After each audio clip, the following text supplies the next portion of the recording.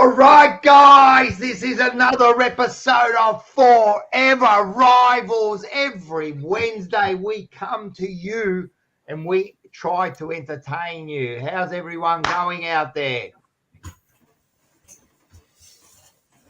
Are we on delay here? No one wants to talk? All right, as usual, I've got bananas right there. Especially, that's exactly what happens when you lose week after week.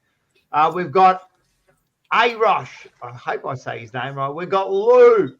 What do we got here? What do we got? Go the Tigers. Oh, yes. It's a big game this week, and we'll be talking about that later. We got Lou on there, and we got Enzo, and we got Jay Ruckman. Rivals. Hello, everyone. Greetings from the West. He's from Western Australia, so greetings. Oh, we got our favourite here, haven't we? Winner, chicken dinner. Unfortunately, I have to uphold this Fourever Rivals here with a bunch of losers there. What do we got here? Dale, hands up if we won this weekend. I love it. What about this one here? We have Jack Ginnivan. He's joined the show. Jack Ginnivan, I own your football club, Manny. Oh, Jack Ginnivan, straight into you, mate. He was on the show last night too. What else have we got? Oh, we've already got, thank you very much, Lone Wolf, and always great supporter of the channel. Thank you very much. What does he have to say? Hey, all, what a great show tonight's going to be. It's always good when Carlton win, Richmond and the Pies, and those frauds, that's you, Mark, if you don't know who he's talking about, go down, fly closer to ninth. Yes, you're the fraud. You're the fraud. And we'll talk about that. And we've got Frankie Boy here. So everyone's here. Everyone welcome. This is going to be a big show. We've got heaps to talk about, mate. A lot of stuff going on in the AFL that I'm not happy about, right? And there's a lot of stuff to do with football. Manny, you look like a big doofus there staring into the camera, but I'll get to you soon enough. So shut up. So we're going to go first straight to the top of the charts here. We're going to go to Quinny from the Tiger Den. Everyone get on. Make sure you support the man, Tiger Den. How are you going? Mate, I'm good. There's no delay anymore. I fixed the delay. I'm back on real time, so I'm loving life, mate. I've just finished my cannoli. I got my coffee ready to go. It's going to be a good show. I'm looking forward to it. Let's go. Going to be a huge show, man. We've got heaps to go on, mate, and talk, man, because I'm seriously got some issues with the AFL. So get ready for it. Good evening, all fellas, and good evening, Manny. Just quickly, I've noticed your hair is starting to grow a little bit, mate. I've actually got myself a Oh, that looks great. Dustin Martin. Well, it's sometimes you've just got to give yourself a bit of a spruce up. I know that I'm the rose among these three thorns. It is what it is. So, but a very warm good evening to everyone out there in football land. And looking good, Manny. Looking good. You know what they say, Manny. You know what they say. You can polish a turd, but it's still a turd. It's always a turd. I love it. It's a Dustin Martin haircut, and I like it, man. You've done a very good job with it. I will give you that. It's a very, very slick haircut. I'm a big fan.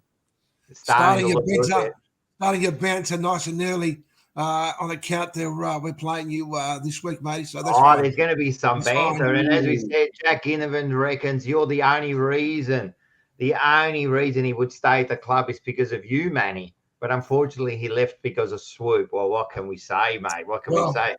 Well, I've got Jack with me today, and we've had a bit of a chit chat. So Jack's he's back in the neighbourhood. Oh, look at this, straight into this one. Rocco, sing the Carlton song, make Mark happy, then rip into him. You know what? I think he's right. I think it's time for.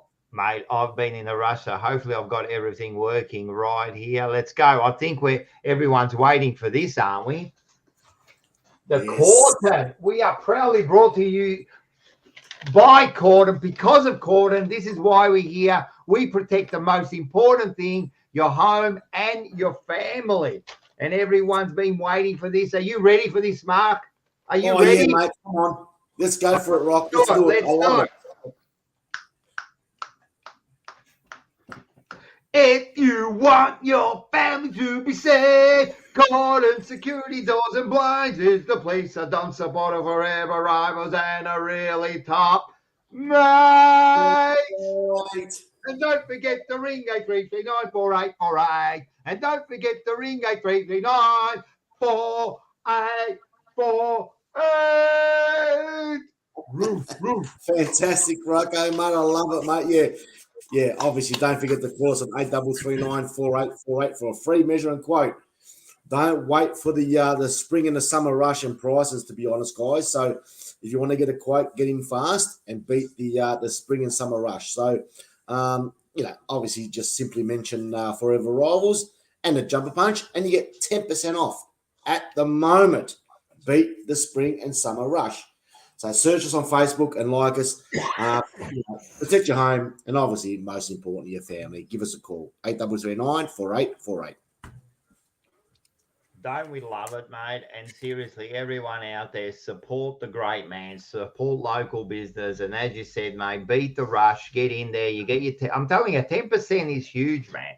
10% is huge, man. In this economy, man, to take 10% off, man, I'm telling you, the way things are going, mate, we can't afford shit, man. I go to the bloody supermarket, man. I'm just buying bare essentials these days, mate, because I can't just afford to eat anymore. So make sure you get on there and help him out. What do we got here? Oh, they're loving the singing. I'm telling you, they're loving the singing. Oh, look at this. We love these sort of comments. Best ever show, guys. It is because of me. Straight away, Quinn with the snap. We love Matula. And that's it. So everyone keep going. What do we got here? Anyone more? We will be talking, I reckon, about Dusty for a bit. Yeah, so we will be talking about Dusty. I reckon there's something going on there. Before we go on to the main agenda, I have got something here, and everyone get ready. Is everyone ready? Watch this. Hey, we're back. That stage show is back on the 31st of the 8th, 24. Bigger and better. I'm telling you, everybody, put that date. It's the bye week, so there'll be no football for nobody. So I don't want to hear any excuses. I've got to go to the football. There'll be none of that. Stage show, 31st. Just remember, it's going to be bigger and better, mate. It's going to be more of a cocktail kind of party, mate. It's going to be like people standing around. We're going to have food. We're going to have door prizes. We're going to have special guests, man. The thing is going to be big. We want everyone to get out there. And if it was anything like the first show, it's going to be major success. This is going to be big. We're going to get more people in there. Everyone get to meet each other. So make sure you save. Next week we'll have all the details. We've actually got a meeting with the people who produce the show. Listen to me, mate. I'm going to meet someone who's going to produce the show, mate. So we're going to go and we're going to just organise all the price, the food and everything. So everyone get out there, save the 31st. You're going to meet the Fourever Rivals again. Are we invited? Are we invited, Rocco? I think this time you guys are going to come up on stage and we're going to do a little segment. What do you reckon about that, man? I think so. We'll do a little segment. So everyone, make sure you get down there. Yeah? All right, and there'll be plenty of details in the coming week. So just make sure you save that date. All right, what do we got here? All right, so everyone else doing all right? We're doing all right? I'm doing a lot of talking here. I've been in a rush, man. If people know the rush, I pretty much finished setting everything up within about 30 seconds ago. Isn't that correct, guys, man? We were on here and I'm trying to get everything going. But we'll start. All right, so what we're going to do is, it's all over the place, but let's start with this one.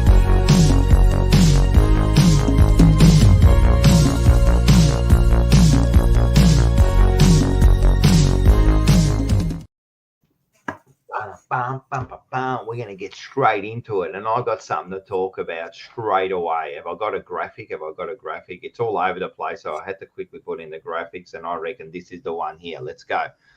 I reckon I want to be talking about this. Should head injuries assessments be treated the same as a blood rule? You saw this over the weekend there was a couple of concussions and they kind of stuffed it all up. They never got off. They didn't get off the ground. They didn't get assessed in time. And are we doing enough? Are we doing enough to protect these players? Is this becoming a problem? Is the AFL lost the plot? Are they doing enough for these players to protect them? Your thoughts, guys. Go. Quinny, I'll start with you because you're the most intelligent. Let's start it off. Go, mate. I think they pick and choose when they want to do enough for the players. I think they should have a neutral AFL supplied doctor on hand, because the argument with the Harry Mackay one, for example, was that the Carlton doctor was already down in the room with, I think, was Blake Acres, I think he was with, if I'm not mistaken. Yeah. So that's part of the reason why Harry wasn't dragged off, was because there was no one there to assess him, no one there to say, hey, bring him off. If there's an independent AFL doctor there as well, that would then become their job to bring that player off and do that. But, yeah, I do think it would be beneficial to start treating a head injury similar to a blood rule, where you straight away get sent off to get assessed. My only problem with that is what do you deem getting sent off to go get assessed? Is it a slight bump? Is it a little slap to the back of the head? You know, when they go to spoil the footy sometimes and they brush their ear, does that count? I think that's where it becomes a bit of a grey area. But if we can find a perfect world, I would like to see them get assessed similar to a blood rule. It's a 5-minute check, bring it back on. You know, down the track, they're going to be better for it. So if it's protecting the players in the long run, I'm all for it. In actual fact, Quinny, I reckon they have got an AFL doctor there that's watching every play. There is a doctor, and apparently the doctor saw it and was trying to get a message down, but the Carlton doctors weren't available. And by the time they did get him assessed, he was okay. You know what I mean? But I believe I was there, and then I saw the replay, and I'm a Carlton person, you know that. But Harry Mackay should have been. I'm telling you now, I reckon if they assessed him straight away, he would have got the concussion protocol put on him, because he was out. If you seen him, he was done. He was done, man. He was like, they didn't know where he was for a couple of seconds. Then, and then he kicks a goal after that. But that doesn't matter, you know, I'm telling you. And then they assessed him later on, and they've cleared him. Who knows if they assessed him straight away? My issue is that it's just not good enough. It's just not good enough by the AFL. It's not good enough by the clubs. I don't know why. Oh, Manny, your mic was off for some reason. I don't know if it. I don't know. I didn't like it, because they have a responsibility to look after these players, right? It's a workplace, right? We need safe working environment there. What happened? Did you read something? We just had a comment come through from Isaac. Isaac, boys, you reckon Moss will give Mike? Who's that? I don't know. I don't know, but he's donated, so thank you very much. Good on you, Isaac. So what I'm going to do is thank you, Isaac. But now, all right. Right. They got me last night, right? They got me last night. Now they're starting to be smart asses, which I love. So if you can get me, so he's very clever, because what he's done, he's put it into a super chat, which means he thinks. And last night they got me a good one. I'm not going to read it because I've just read it now. But thank you, Isaac, and mate, keep going. Try to get me again to say these names. Last night I got caught out of beauty, mate. Got him. He got me all right. So, all right. So, so it's just not good enough, I believe, mate. Like, I don't care that they say the doctor tried and the Carlton doctor wasn't ready. I don't care, right? There should have been better protocol there. He should have been taken off. I don't care if they put an extra doctor there. I don't care if they put 2 extra doctors there, man. Make sure we're protecting these players, right? And that's all. And as far as like, should the umpire do it? I kind of agree with you now. I was thinking they should a couple of days ago, but then do we put it into their hands? They make a wrong decision. Is it just a punch? You know, just gets knocked in the head? Do they straight away do it? You know, I think they should have some more doctors out there. It doesn't necessarily have to be a Carlton doctor. It doesn't have to be the opposition doctor. I think they should have a couple more independent doctors there that when something happens, if they're serious about protecting players or that they just want to be seen to be protecting players. See, there's a difference between being seen in doing the right thing, so then you don't get criticized, and actually caring about them and doing the right thing.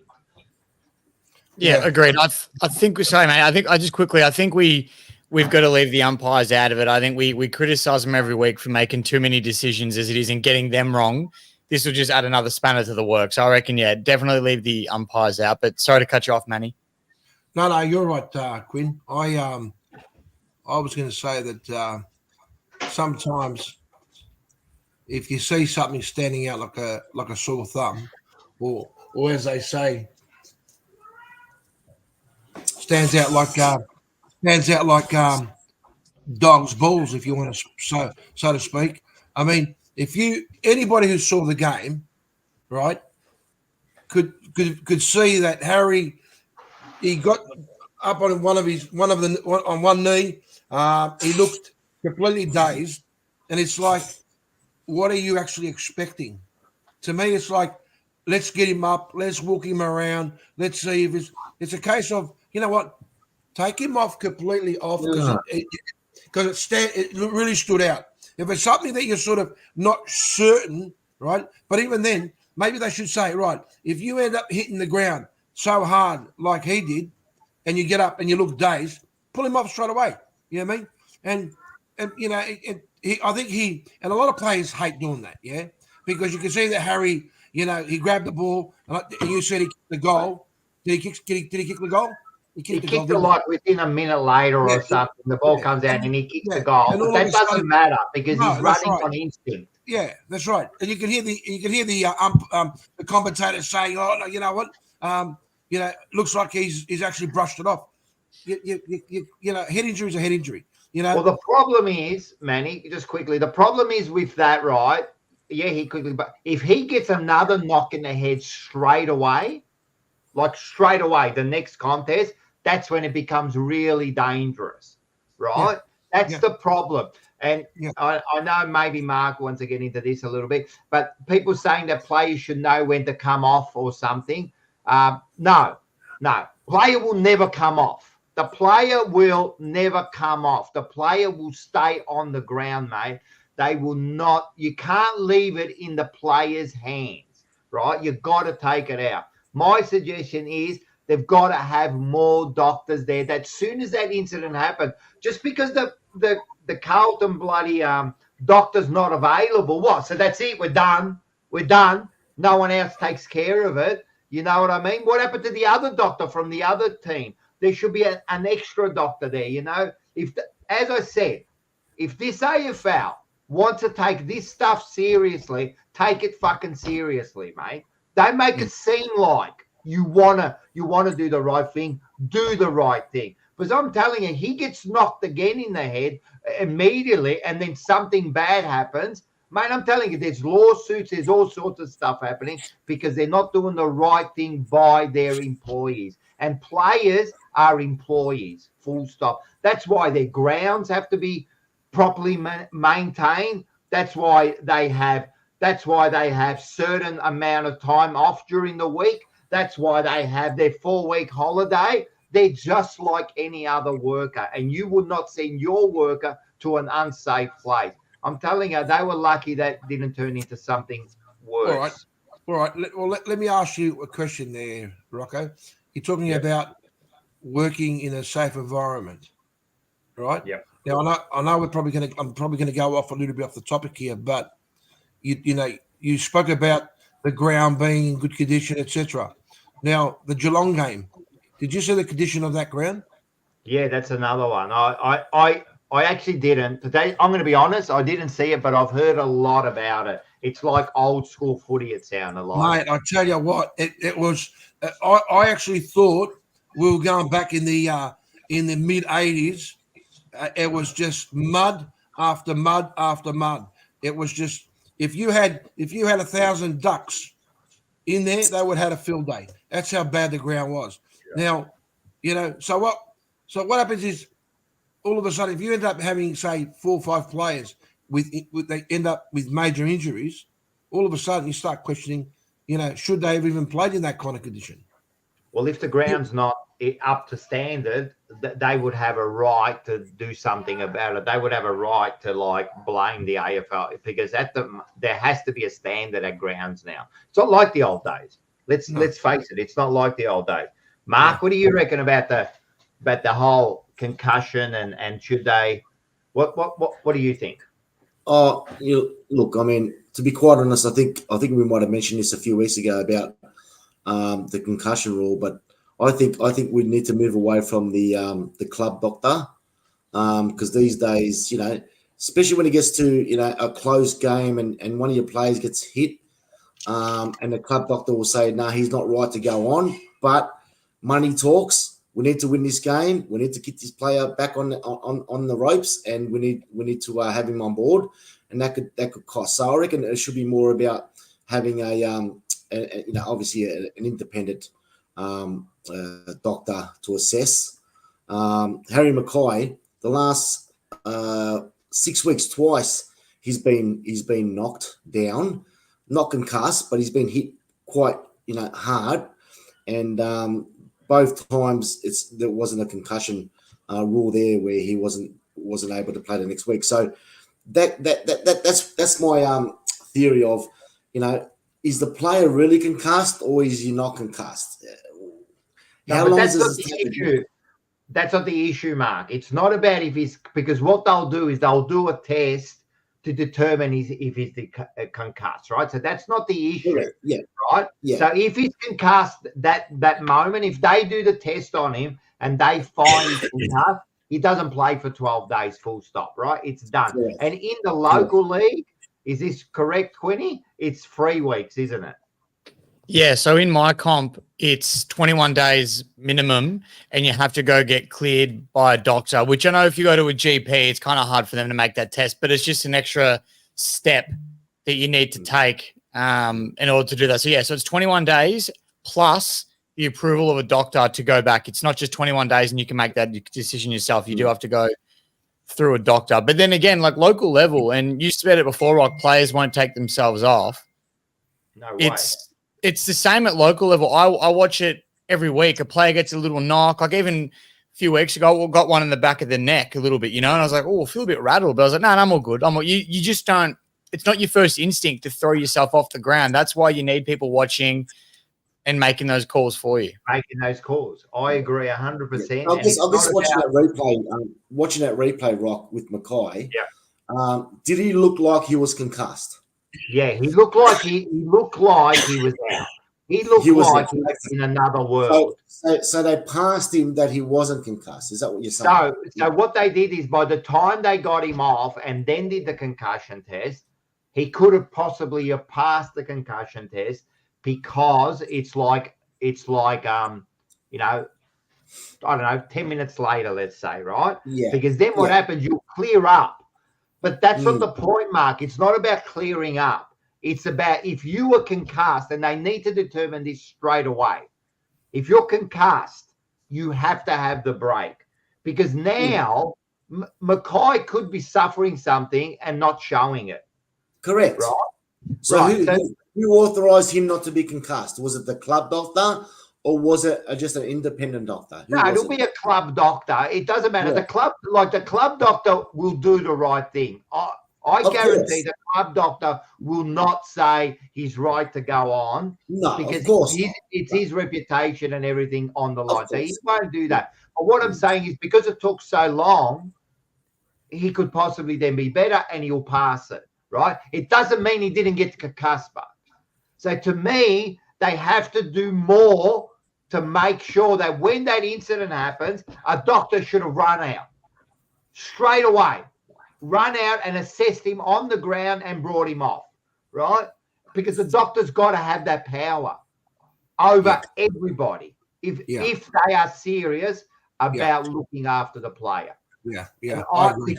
Because what happened now is, and hopefully they fix it, as we said, like the Carlton doctor was looking after one player. apparently the AFL doctor has seen it. They're up somewhere watching it, and they've seen it, and they're trying to get a message through, and he wasn't available. That's not good enough. That's not good enough, right? They should have had another doctor there, go assess him. If he's off, unfortunately, he doesn't play this week. Done. We're done, mate. When you say he wasn't available, Rocco, what was the Because he was looking after another Carlton player. right? So it goes to show you that okay, I suppose that you might go through a whole game where you don't need a doctor. That's right. Then you go through a game where you need a doctor. And I agree with what you said, that sometimes, even though you got the opposition's doctor, at the end of the day, you swear as a doctor, you swear there's an oath, the duty of care. So what he should have done is straight away, he should have said, all right, well, you know what? I'm not doing anything at the moment. Let me assess it. The other doctor, yeah, and I don't care. Anyone can sit there and say, oh, it's a close game. It's only, it's so close. He's gonna, deem him as not being fit. Let's get him off. But it doesn't work that way. There's a lot more behind. It doesn't work like that, mate. It doesn't work like that, but it does work like that sometimes, mate. Yeah, but it's the reputation these days. It's all about winning. And teams want to win, and they'll do anything these days to win, mate. Yeah. Yeah, I know, but it's look, I'm not saying that the doctors are corrupt or anything like that, but who's to say that hey mate, come on mate, you make sure that player is fit to go on that ground, mate, because otherwise, I know it wouldn't happen. But the games now, it was like soccer and all that, big money, big investment in the game. All teams want to win the grand final, and they'll do anything these days to win. So get rid of the club, get rid of the club doctor. Get rid of the club doctor and have an independent doctor. Even though, first of all, Matula, correct. There was 7 minutes before the doctor came out and did the test. So 7 minutes is way too long, right? That's the first thing. Second thing, even though it's a club doctor, he's still an independent doctor, right? He's employed by the club. He's still independent. He's not going to risk, right? These things. No. And if he is, if that's happening, well, then we're in trouble. If that's the case, if what you said, Mark, is happening, right? I'm not saying it is happening. No, if it does happen, and if they find out, because it's too much media and television, man, you can't get away with that stuff. That's right. If nothing like that gets away, I'm telling you, the club is screwed. The AFL is screwed. So I know what you're saying, but let's be serious, man. The AFL is going to fix this. In that instant, that should have been taken care of straight away, mate. That should have been taken care of straight away. I don't care. I don't want to hear excuses. Well, first and foremost, what's there to say, right, that the doctor himself, right, or the AFL with the doctors and whoever else may be affiliated with the doctors and et cetera, might turn around and say, you know what, let's investigate this for a moment. It was 7 minutes. And 7 minutes. They will. 7 minutes is a long time for a player to be concussed. And, and not taking anything away from Harry, because Harry looks, in my opinion, dopey most of the time, but he looked like a stunned monkey. But as I said, the doctor was busy. And then what happened is they showed some footage, and then they were looking at the TV. What they do is they look at the TV and they look at the replay, and they see, did he hit his head and that? But it was way too late. He would have recovered. We got a good one from Barmy here. Bruce Reed just turned a blind eye to everyone, didn't he? There you go. There's a proven point there, Rocco. That's what I'm saying, mate. I think it's different now, Mark. I don't think that's all. It's a lot different now. It has to be now, because over 10 years ago, even the concussion rule was completely different. Man, I remember a couple of times that a player would completely be knocked out, done, and be back on in 10 minutes. They drag him off and then bring him back on, and he played. And now there's a lot of players that have had problems, you know what I mean? Like Greg Williams says he doesn't remember shit anymore. He was knocked out 6 or 7 times, So, look, all I'm saying is that's got to be fixed, man. All right, so they stuffed it up this weekend. If that happens again, mate, there'll be questions asked, man. If they're serious, they keep saying how serious they are about protecting the player. I just sometimes wonder, are they serious? Or do they just want to be? I'm going to give you another one. We'll move on. I want to show you something, right? And this is another one that kind of upset me. And we talked about it last night. And everyone have a look at this. Bang. That's Hipwood. Watch him again. Bang. He tunneled him. Did you see that, everyone? Did you see that on the day? And did you see it now? Yes. Tell me something. How did that not even get a free kick? That is worse than the tackles last week. I'm telling you now, you tunnel someone like that, you kill them. You break their neck.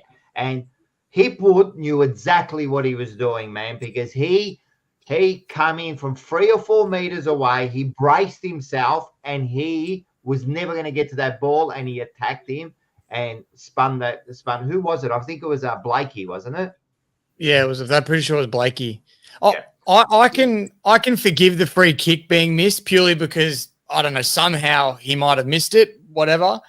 But the fact that I think he got a fine for that, and that's it. Yet you're seeing people doing tackles in split seconds that there's nothing else they could have done, getting done for 3 weeks. I think that's a joke, blatantly simple. Like you said, Rock, if you tunnel someone, you can honestly kill them. You can snap their neck if they land awkwardly, because if you get tunneled in midair, you can't do anything to protect yourself. They talk about pinning the arms and not being able to protect themselves. If you get spun around in midair, you can't fly. You got nothing to protect yourself. Done. You've just got to hope for the best, honestly. And even if you stick your arm out to brace yourself, if you manage to do that, you're a chance at breaking a forearm, a bone in your arm or something like that by the impact. So, yeah, the umpiring decision, it was wrong, but, you can look past it because the umpires, they miss things. But the fact that they've reviewed this, looked over it and gone, nah, we'll fine him, to me, that's a joke. To me, that's a joke. I don't agree, Quinn. I mean, for the umpire to miss something like that, he either needs to go to Specsavers or he needs to get himself a guide dog, because at the end of the day, what if, for argument's sake, right, what if, as he fell, there was some serious damage done there, right? What argument could the umpire have? Because you've got to remember something. At the end of the game, right, those cockheads are going to be called in and he's going to be asked a question. All right, when are you supposed to blow the whistle? When are you supposed to give a free kick? Because if that's not a free kick, what are you expecting? For him to end up being stretched off the ground to then sit there and say, oh, I just kept on playing. Some things some acts you just have to. Whether you like it or not, you just stop the game, right? It goes back to the duty of care. Because you kept on going, the player was still down, right? You just, it's one of those scenarios where, we choose when we want to blow the whistle. What do you have to wait for? You want to wait for someone to end up getting serious damage, seriously hurt, in order to be able then to accept, oh, you know what, maybe I should have blown the whistle. He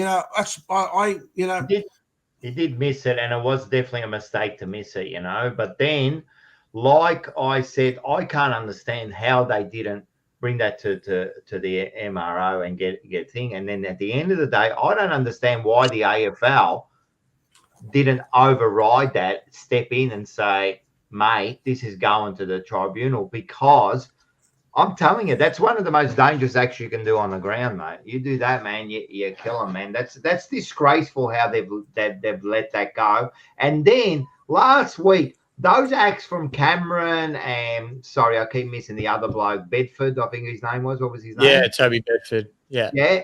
Them ones there, they're not as bad as what just happened there, because that's part of footy. Tackling is part of footy. Tunneling is not part of footy. And in the NRL, mate, they go hard on that, mate. You are done if you do that shit, man. It's an automatic, like 2 weeks, man. They're done with that. They won't even accept that shit, I'm telling you, they've dropped the ball this week big time. They're all scared at the moment. Like Quinn was saying, and you were saying, Quinn, about 3 weeks some players got suspended for. They didn't get suspended for 3 weeks. Through the MRO, they got suspended, but they went to the tribunal and got 0 weeks for something. Yeah. I can't understand how you can get 3 weeks for doing something and they get 0. It's just a completely different scenario. But The and tunneling, that's just proving that they're scared to report him. They're scared to report him and say I 2 don't think weeks. they're scared to report him. I just think Because the he's going to get off MRO. anyway, Ruckman. He's going to get off. He's going to get off. No, So no, they he don't wouldn't have report got, him. if that went to, there's no way that should have been 4 weeks. There's no way you can get off on that one. Because So why was he excuse reported you for got? 4 weeks? Hey, what was that? So why did What'd he get you say? reported for 4 weeks then? I know, and this is what I'm arguing. Why But did he he would get have gone to the reported? tribunal and he would have got off anyway. So No, at you the can't moment, say that. The reason the other ones got off because they deem it as it's in play, and I think that's one of the it's fair reasons. enough. I understand it, Rock. But they got 3 weeks. At the end of the day, they got 3 weeks But suspension. this is the issue, Mark. Yeah. And then they This get is off. the problem. And they get off. Why are we on completely different pages? Well, my question is that why would the umpire report him or the MIO report him when he's going to get off anyway? No, but So you don't that's know what that. it's Like coming. you still Have you got to noticed there's no report it. You reports don't this know week? that There was no reports at all this week. There was no reports at all this week. How many reports? You don't know if he's going to get off, Mark. You And don't there was know a if few he's going to get decisions off. at the games on the weekend that should have been reported, but there were no reports because now they're starting to let it go because it's a waste of time going to give the player a suspended 1 or 2 weeks. They go to the tribunal and they get off. That's got to change. That's got to change. It should be straight to the tribunal now. Hey, Mark, you know what I'd really like to see come back? The umpire walks up to the player and says, "Turn around, sweetheart. Let me take down your number." Right? Because They do that. that. Right on, They mate. do That's that, exactly mate. right. yeah, but they don't do it. They do it, but they don't do it. No, They they do it like don't they much used to do anymore, it. right? They walk up to him and they say, "Turn around, mate. Guess what? You're getting reported." So he knows because during the game, Correct. especially when that wasn't called, that play wasn't called, he's thinking, you know what? I'm hunky as Dory. But if he walked up to him and said to him, it's like in soccer games, you can have a bad tackle, but the game keeps flowing. But all of a sudden, and then once that part of the play is completed, Yes. the referee will go up to him and say, "Hey, buddy, guess what? Here's a yellow card. You do it again, there'll be a red." Yeah. Same thing should apply with these. They should go up to the player. They do report people on the ground. Yeah, but they should make it clear to them so they know. No, they do. When they report on the ground, you see it. They go up to them and they write it in the book. Not as much anymore, Rocco. But what happens is later, the MRO. sorry, Mark, every incident after that, after the game, the whole game gets looked at, and then they'll pick out incidences, So both things go on. My argument is it doesn't matter how. My argument is, right, how can that incident not be reported? They Correct. are on different pages here. What they think is reportable, what I'm telling you, every single person that I've spoken to about that incident have gone, what the fuck's that about? Every single person except for the AFL. There was a lot, and there was a lot more incidents that occurred on the weekend that should have been reportable, and they weren't. There's nothing that come through.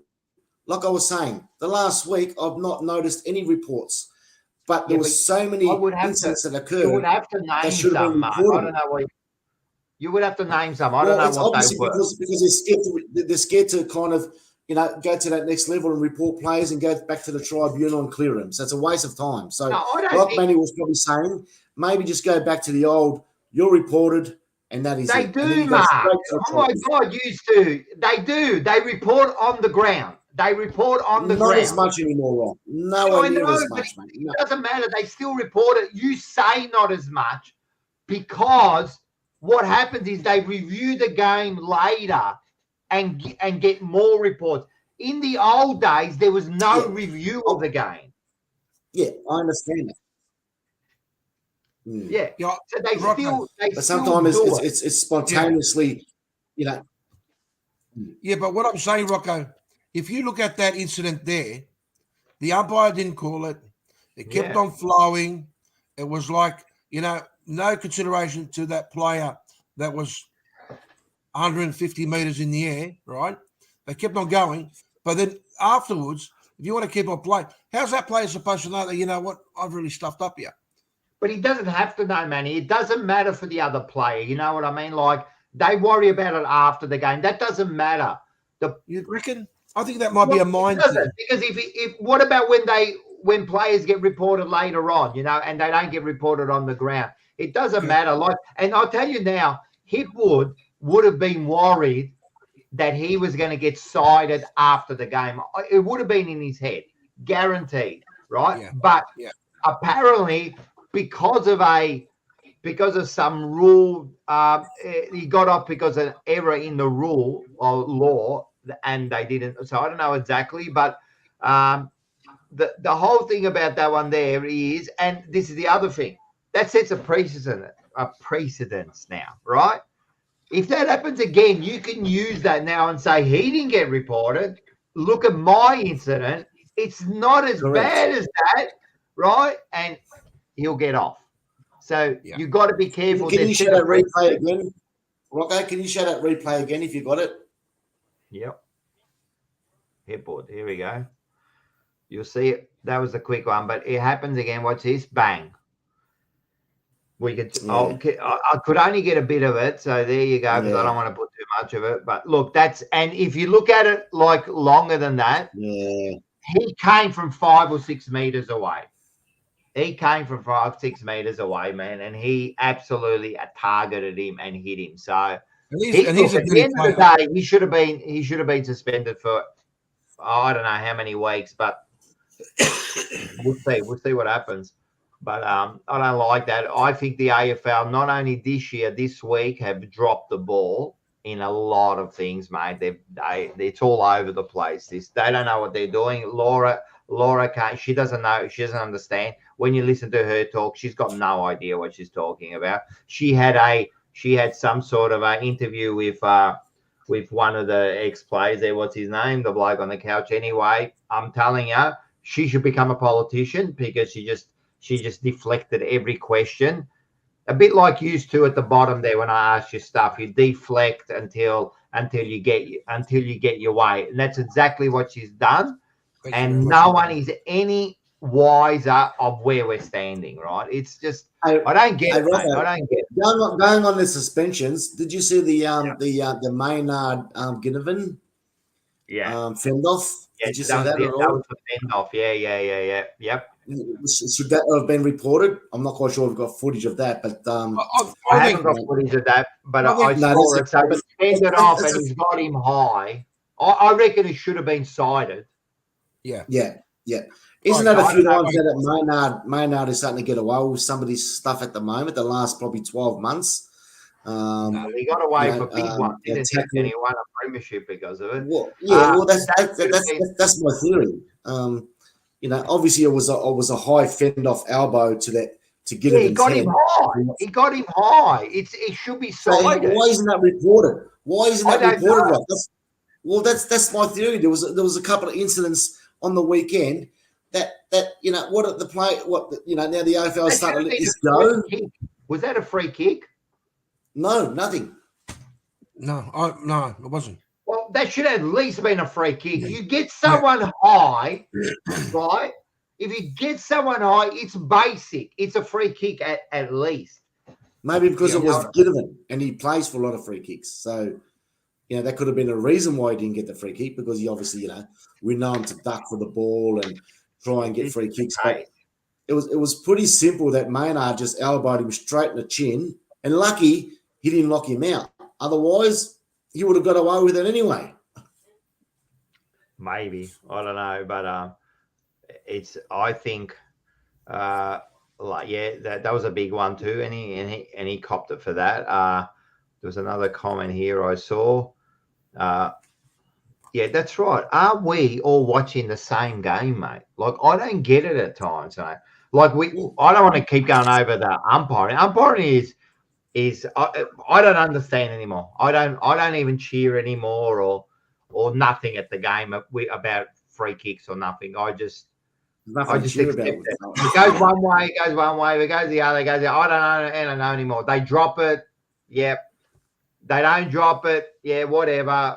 It's like, but again, I don't blame the umpires. And again, I found out like the umpires do not have a training session. They do not have a skill session together every week. I find that bizarre. I find that bizarre that these umpires will not, they do their individual, they go out on their own and do some training. To me, this is simple. I know people say full-time, maybe they should be full-time, but the 4 umpires that are umpiring that week should be training together, because that's how you know your game. It's like a team. You're a team out there. The umpire's their own little team. I was just about sorry. All they do is they go, right, you. Oh, we'll see you at the MCG 7:30. You know, so they run out there. You umpire different to you. They don't know each other. Like, it's real weird. Some of the things they do, mate. Well, on the umpires, sorry, Manny, just quickly on the umpires, just before we continue, Joshua there, Razor Ray is retiring. One of our great umpires. He's probably one of the better ones. I think he's a fantastic umpire. He's done well for the AFL, and good on you, Razor Ray, mate. You've done a well job, and congratulations, buddy. Enjoy the rest of your life, not being an umpire. Well, there was discussion about the fact that Ray. We're talking about Ray Chamberlain, yeah, the umpire. Yeah. So I don't know who it was. I don't know. Yeah. Anyway, there's been discussion because there's been lack of experience in umpires, right? And Ray being one of the more experienced senior umpires, they're actually talking about that. He actually turned around and said that if I was not during the game have to bounce the ball, but just throw it up, I could probably put in a couple extra years. Yeah, as an umpire. I've been big on this for ages. I don't understand umpires have to bounce the ball. I don't know why they need a skill for. Yeah, your skill should be concentrated on fucking making decisions. That's it. Well, not bouncing the ball. Yeah. Well, he said that if you're going to bounce the ball, you bounce the ball 4 times at the start of every quarter, and that's it. Well, my other thing is this about the bouncing, right? Mate, when they stuff it up, they lose 3 or 4 seconds, right? They don't get that time back. No. Right? They do not get that time back, right? What's that about? You do that 2-3 times, that's 10 or 12 seconds. Mate, games are won and lost in 10 or 12 seconds. It's just ridiculous, you know what I mean? It's even that, you know? So your thoughts there, Quinny? Oh, I couldn't. Well, firstly, with that, I couldn't agree more in terms of the bounce costing seconds in the game. I like the bounce because it's unique and it's traditional. So I don't mind what Manny said, where you do it at the beginning of every quarter, and that's it. But then once we get to that, I'm sure my mind will go, well, we're only doing it once a quarter. Why not get rid of it altogether? So I'm sure once it's gone, it really won't bother me that much. It's a bit, to me, I look at it a bit like the when you kick it in from full back. I used to love that the fullback had to kick it to themselves before they could run out, right? We're the only ones that did it. It was something different, you know. Now it's gone. I don't think twice about it. And I'm sure that'll be the same as the bounce. So, like you said, Rock, the umpires, they shouldn't need a skill. Their job should be primarily focused on decision-making and getting across the ground, and that's all they should need to worry about. So it wouldn't bother me if they got rid of it. $1 billion, more, $1.5 billion organization, right? And they don't do little things. And you know the other thing, you know, you say, of course the umpiring have been diluted, right? Because they went from 3 to 4. Now we need more umpires. We can't even get 3 good ones, but now we want 4. So what are you're just going to get? It's like if you just add another 4 teams to the competition, the talent pool will get diluted, you know, it just doesn't make sense. So instead of like going, oh, we'll get 4 umpires, okay, so let's make them professional now because we need to, you know what I mean? Like, I can't believe we're talking about umpiring every single week. It's like ridiculous, mate. And that chicken wing, I'm telling you, there's gonna be some damage done with the way they're adjudicating this tackling now. Yeah, I agree. 100%. 100%. I think the reason we talk about umpiring every week is because there's always something new that needs to be brought up, and it causes debate. Because every week it's going to affect each club differently, you know. So there's one week it's gonna piss me off. One week it'll piss you off, Rock. Then Manny, then Mark. It's gonna get us one way or another, and that's why it keeps getting brought up. 100%. Well, that's the number one, obviously, issue that's going on at the AFL at the moment through a survey for the supporters at the umpiring. That's number one. So 100%. for this year, so it's pretty sad. Yeah, this is the AFL's fault. I'm telling you now, they put the wrong people in charge. They put the wrong. I don't care. I don't care who they are. I don't know them. They put the wrong people in charge. I've never seen, because the two people that are in charge now, Lana and what's her name, and the who's now the CEO, and Andrew Dillon, right? Them two, they have come in this year. I've never seen two people come into an organization like the AFL in the first year and be so bad.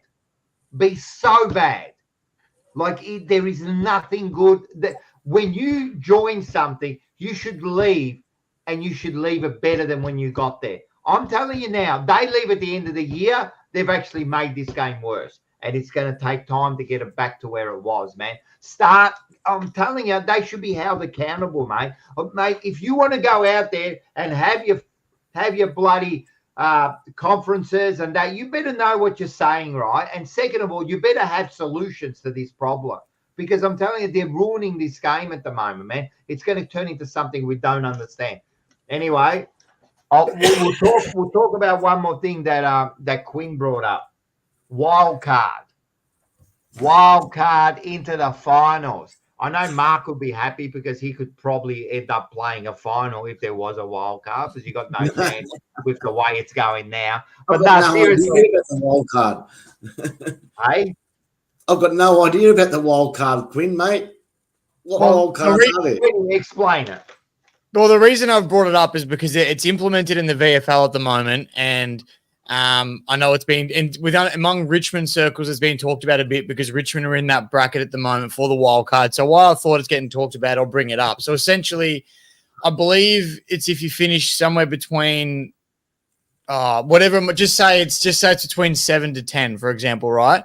Once the final round is finished, there's a wild card round where you play off to earn a spot in the final. So if it was a top 8 like it is in the AFL, they would just say do 9 to 11, and those 3 teams, or 9 to 12, those 4 teams play off for a spot in the finals, and they add another one in. Now, I'm with Lou with his comment. I don't like the wild card at the moment.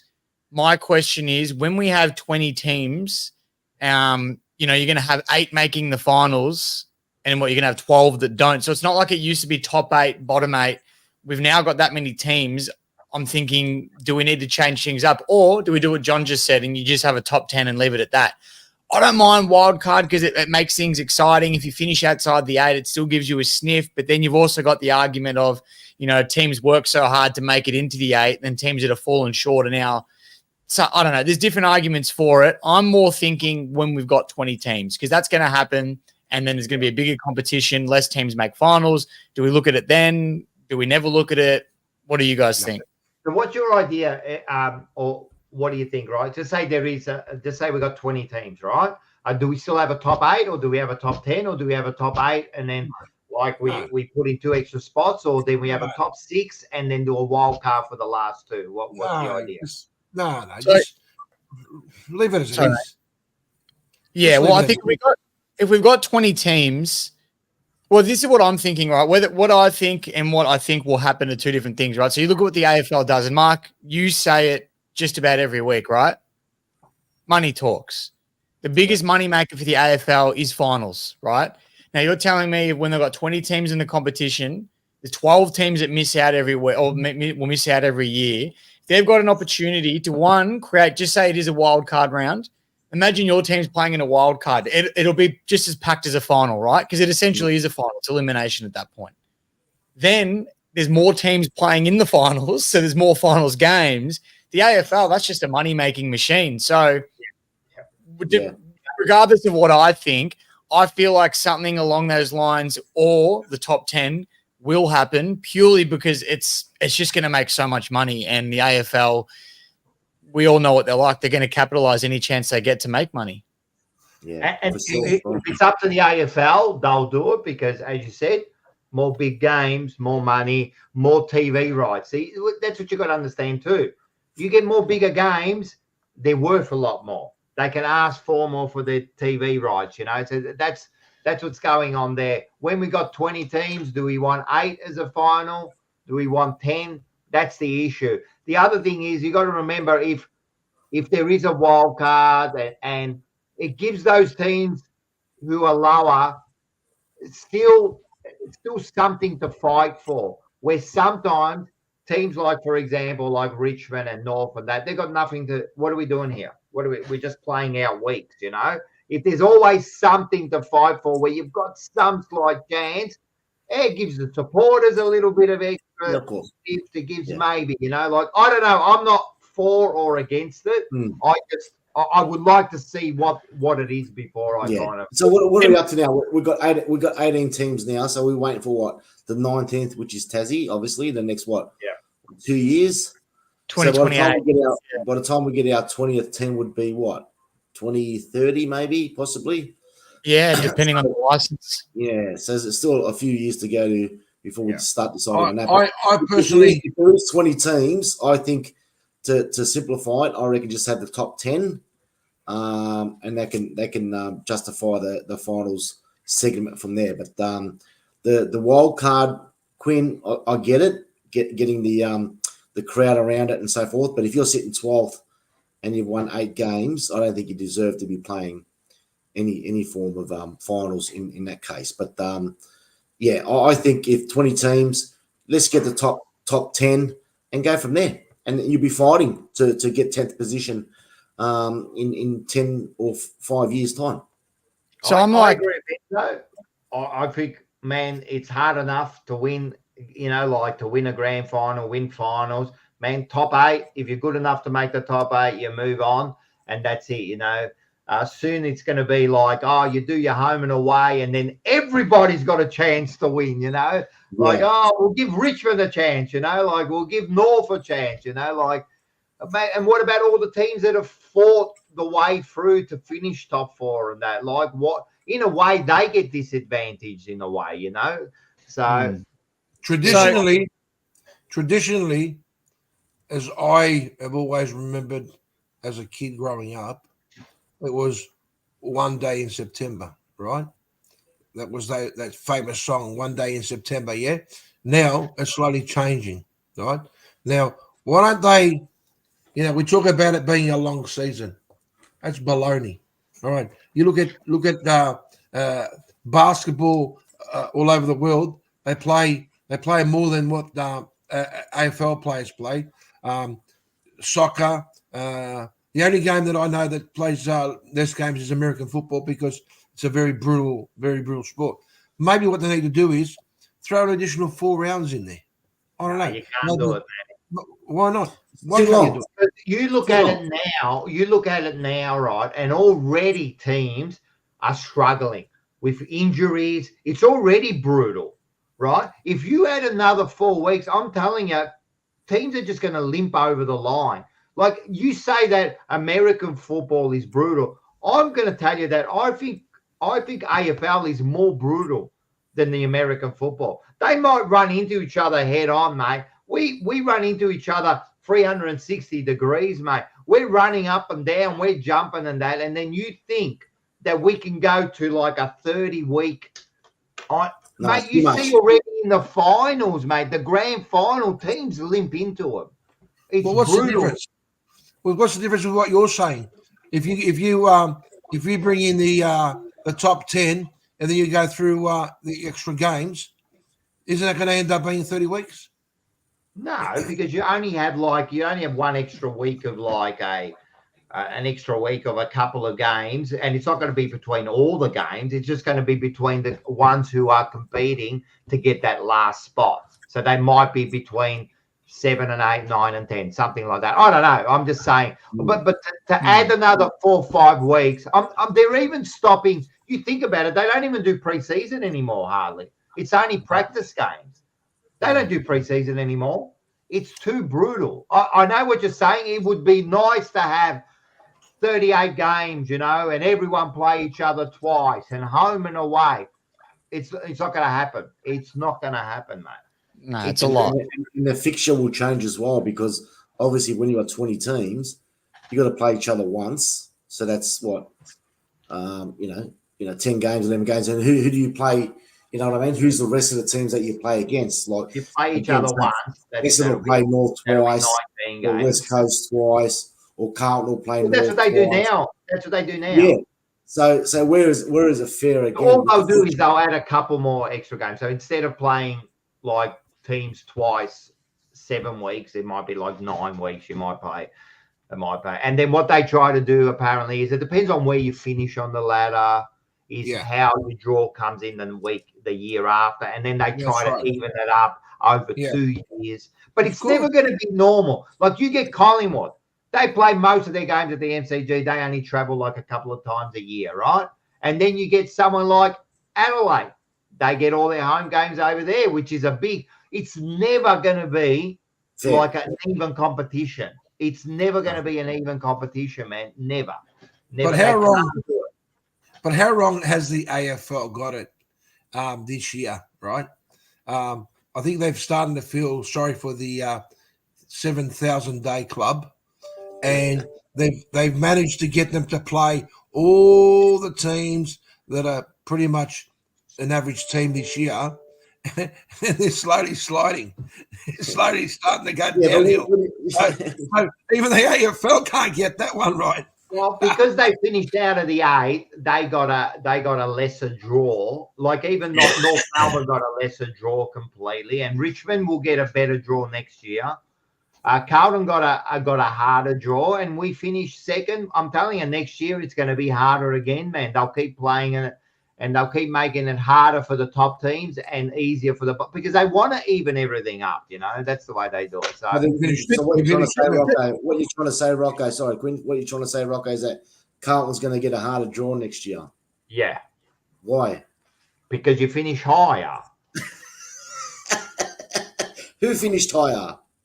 What are you talking about? If we finish second, if you finish second, all right, I know. Don't start the banter now. Like, what a load of fucking I'm not saying the banter. I'm just saying. I try to explain something to you, Mark. Right? Yeah. Save your fucking funny things for later on. Right? What I'm saying is like your team finished out of the 8 last year, didn't it?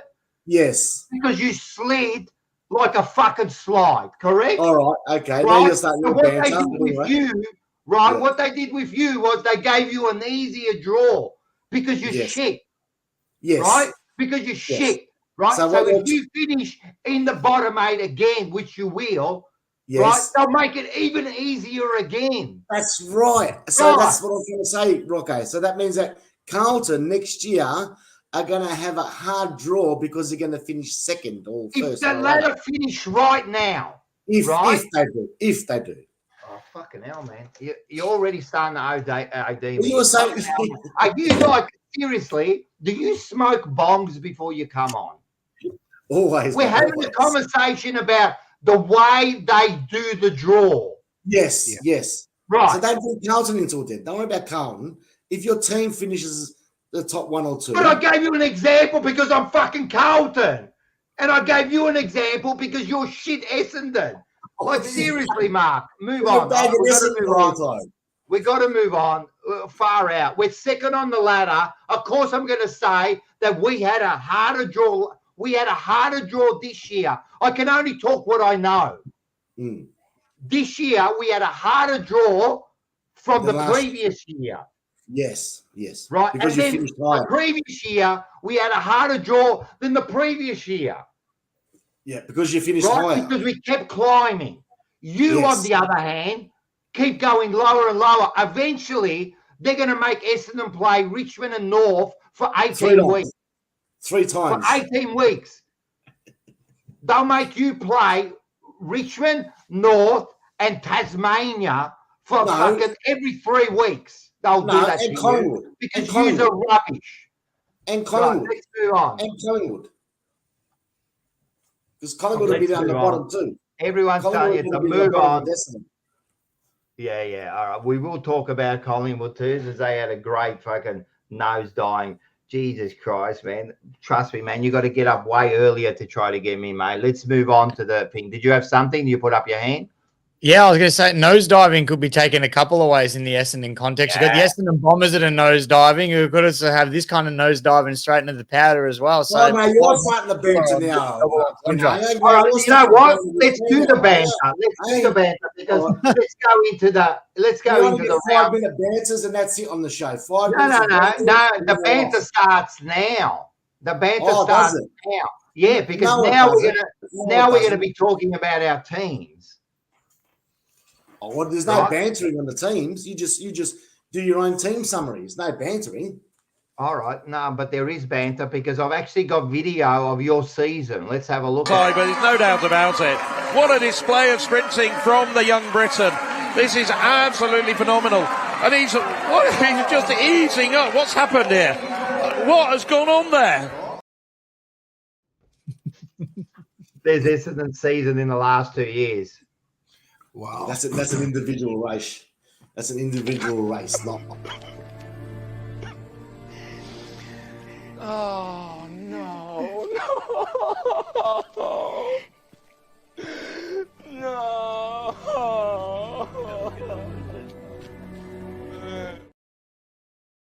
That was Mark on Friday night after he kicked that goal. But Enzo, not trying to roll me here. I didn't read it. Interesting topic, great chat, all agreeing except for now. Oh yeah, of course. But Enzo, thanks, mate. He's a great man, mate. Thanks for the super chat. Anyone else want to give us, because they keep giving us copyrights. So if anyone wants to support the channel this way, we can tell YouTube to go and get stuffed and we can just play whatever we want. So thanks, man. Everyone, like, share, subscribe. Hey, we're 30 away from 2,000 subscribers on our channel, right? 30 away, people. If you haven't subscribed, subscribe to the channel, please. Just a click of a button.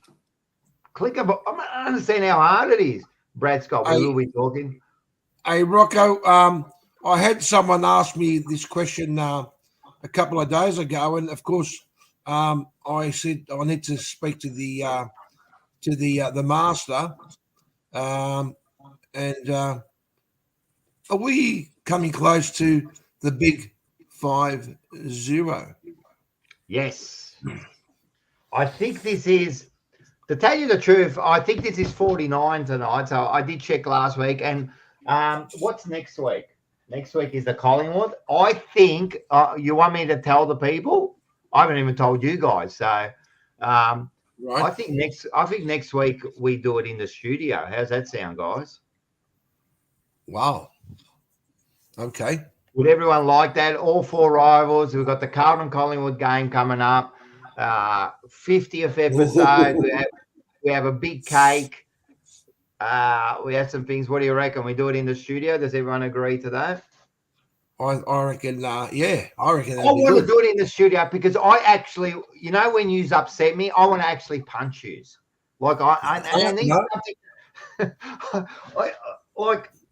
I'm sick of punching the dog. No, I don't punch the dog. What would be for dinner, Rock? What would be for dinner? I don't know. What do you want? We can have whatever you want.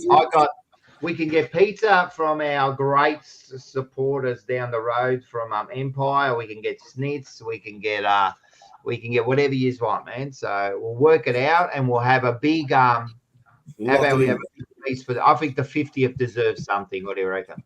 Lock it in, boys. Lock it in. All right, now you want to get into it? We might as well. You can't hide. Can you see me? I'm hiding behind my little finger. Can you see me? You can't see me. Let's have a look at it. Here we go. This is all about Marco. 12-11, 113 to 17. Sorry, that's 17-11. And then 17-13, 115 with a goal with 51 seconds to go.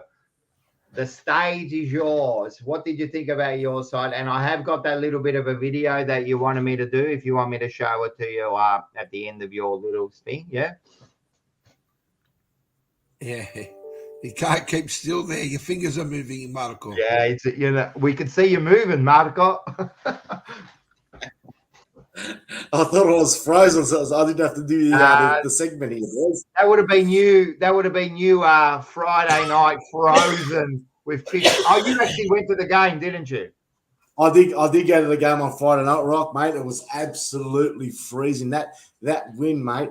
Actually, getting to the game was quite cold, but once you actually got inside the game, the stadium there was quite warm. You know, the body atmosphere there was all seemed to gel. So yeah, I was at the game on that Friday night, Rock. Took the family there. You know what? It was quite a. I reckon it was probably the best spectacle game I've seen for the whole year. It wasn't, quite classy of the game, but it was a good spectacle game to go and watch. Obviously, we didn't get away with the win. I think, to be honest, the last few weeks, our selection of our players has been atrocious. How would you drop Peter Wright? Obviously, he's not in form, but under the roof, how could you drop him and bring Goldstein in? These two Ruckman concepts, I don't believe. Jai Menzies was brought into the side. Can I ask you something? Do you think then? Yeah.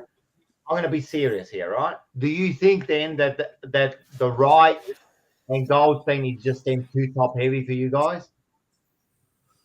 I think the two Ruckman. They made the decision. I don't know how they made that decision, mate, because obviously Peter Wright is not in form. They dropped him to get some form in the reserves in the VFL, but that week the VFL wasn't even playing. So how are you going to get some form if you're not even playing that weekend? So I just didn't understand the selection. It's been happening the last 2 or 3 weeks at Essendon. Peter Wright should have played, even though he's not in form. Anything can happen under the roof, obviously. Dry conditions, might have kicked 1 or 2 goals, whatever, taking an important backman away from us. And Jai Menzies, I don't think he should have played. Ben Hobbs should have come in for him, and Jade Kelly shouldn't have played as well, and they should have brought in Westerfield, to be honest. He's been playing some great football in the VFL. So team selection at this stage, I think, is hurting us. Although there's no excuses. Adelaide kicked nine unanswered goals. Can't see how that happened, at our home ground. Great effort to come back and kicked another 9 goals unanswered. That was weird, man. I've seen momentum switches this year, but that one was a weird one, man. 9 and then back 9 again. Yeah. I didn't think we were going to probably get close to Adelaide because they were up by about 4 goals or so. And I thought, no, we need to kick the next 7 or 8 goals, and we did. Going into the last quarter, obviously midway through, up by 3 goals. And this is what's happening to the Essendon Football Club at the moment. They're not capitalising on having easy opportunities to kick bloody goals. So I'm not quite sure if you've got a bit of a footage there, Rocco, but I did try and get you to put them up. But anyway, besides that, I think we all want to watch this because it really it warms the heart. This, right? But I know you want to seriously talk about this, so let's have a look at the last few shots from Essendon. That's one. That's down, and this one here I can show you again, but remember I can only do these quick because of YouTube. But let's have a look again. He's hit the post. That was a disgrace. That one there I can almost understand, but seriously, but that one there, what happened? Yes, yep. No, you've got the bloody drop punt. Yeah, and just briefly with those 3, we're up by 3 goals halfway through the last quarter. Obviously Draper 15 metres out, hits the post. That might be a bit of karma going through there. At that stage, I thought, come on, look, you've got to kick those bloody goals. 10, 15 seconds after that, Kyle Langford, 30 metres out, 45-degree angle, kicks it out of bounds on the full, bang, finished.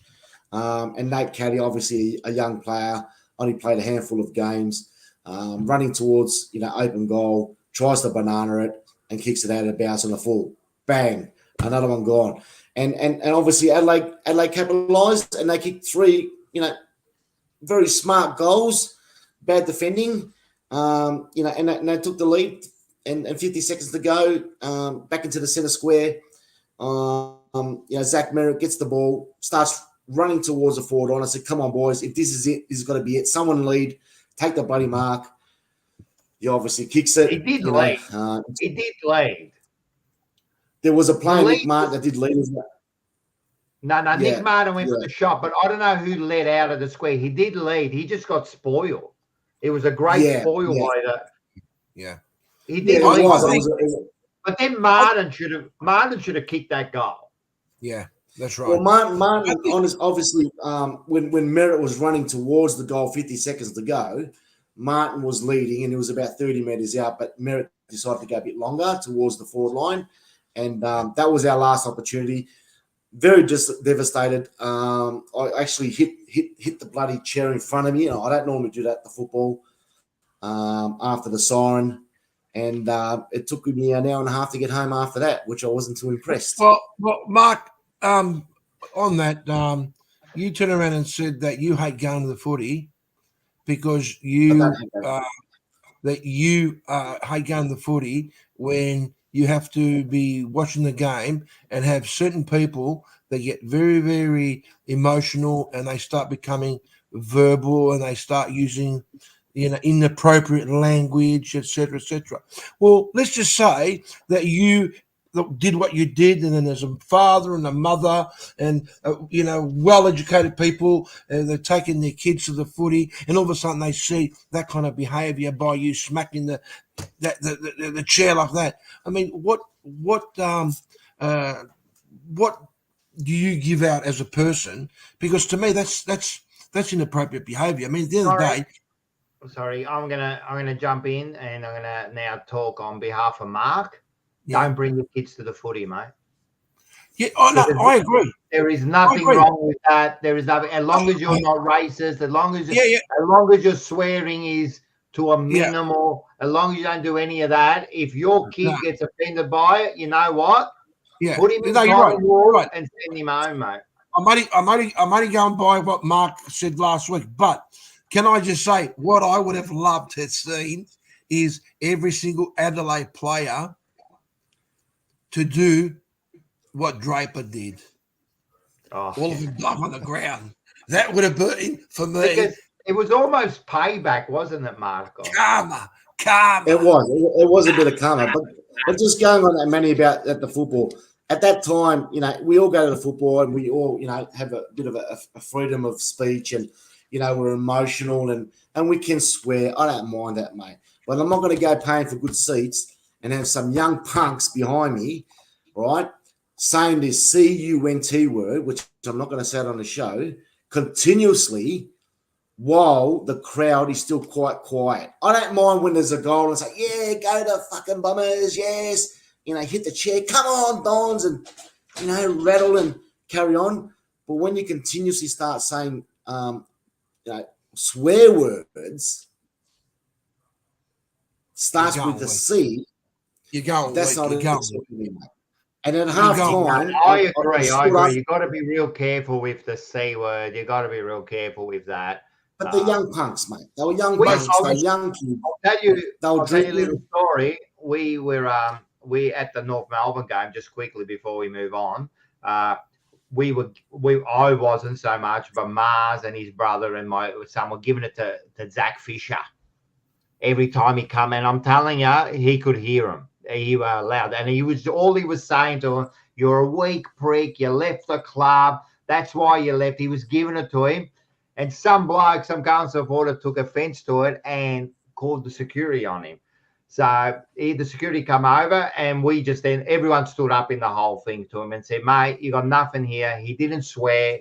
And the bloke goes, "Oh, just keep it down." And I just went up and said, "Mate, where's the law that we can't scream?" Like I said, "You've got nothing on us. Get out of here, So this weak prick over there dobbed him in for because he couldn't handle the banter he was giving the opposition players. And look, to a word of he never swore. He just hammered him with, "You're just weak," every time he went near the ball, So people have got to relax. I don't know. It's a bit weird. Like but I said, Rob, this is part of the football, mate.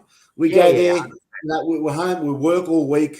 We go to the football, we express our emotions, and we can scream and we can yell and we can swear. But certain, and I had a young lady next to me. She had 2 young kids. Like my kids are 19 and 15, so they know it, they hear it. I'm talking about young kids like 8 and 9 years old, hearing young punks drinking with the CUNT word. And another thing they were saying that was a little bit offensive. I was going to say something, but they were saying this game is starting to become a WOG game. And I'm like, all right, you can say the word WOG, but do you have to say WOG? You could have just said it's becoming like soccer. So, and I'm talking about these young punks are full Aussies, man. Like nothing against Aussies. I was born in Australia, but I'm talking about the old fair dinkum fucking Aussie yonkers, how you going, mate, And to say WOG ball, I felt like turning around and saying, shut the fuck up, mate. Respect who's here and move on. And I was going to say it because they were young little punks, and I turned around and looked at them. I gave them one eye as if to say, you continue this, mate, I'm going to kick you boys out. But I relaxed, sat down. And Enzo puts it right, man. Like, it's an emotional game. We've got 12 swift personalities, and that's just in one quarter. And look, and to tell you the truth, as much as I'm passionate and I've calmed a lot down at the footy. I just watch it now. I let the young people in Mars and all that have heart attacks, and I just kind of, don't get me wrong, I'll get up and what was that and all that, but I'm a bit more. But we've got to continue on. So before we go on to the next game, right, I've just got a few things. Since Marco was so smart last week with his stats, I thought I'll show you some stats this week about your beloved side. First of all, I've heard you complain about the free kicks, and this just came out, and this is the free kick ladder after 19. Look at that. Essendon, second with 53. They're trying to make you win. They're trying to make you win, and you can't do it there, mate. Look at this, mate. You are plus 53, mate. Plus 53. Collingwood 17. Where's Carlton? Carlton 22. But it's still half of your. Man, what's going on there, mate? And you still can't win. You've got the umpires. So you've got 27 players out there with the 4 umpires, and you still can't win.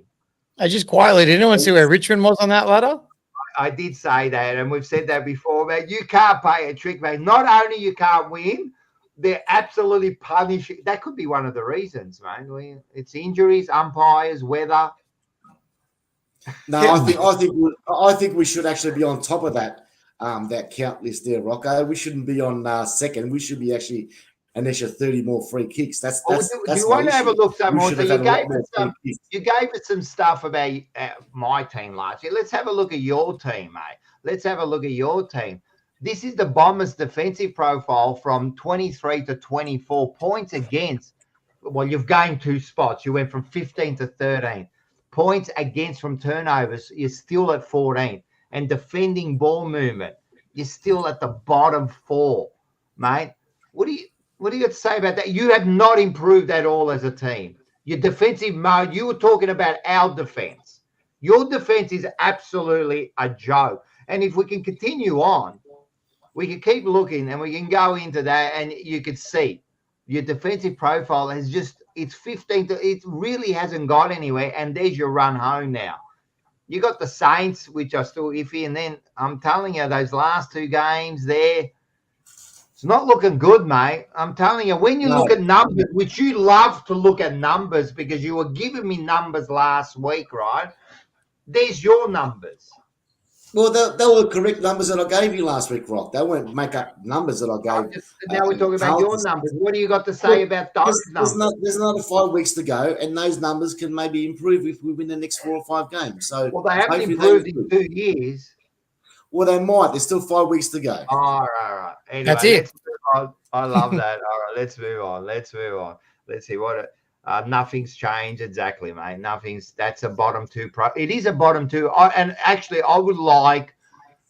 If I can, I might compare them to the Richmond profile, and I guarantee Richmond have got a better defensive mode than what you guys have got.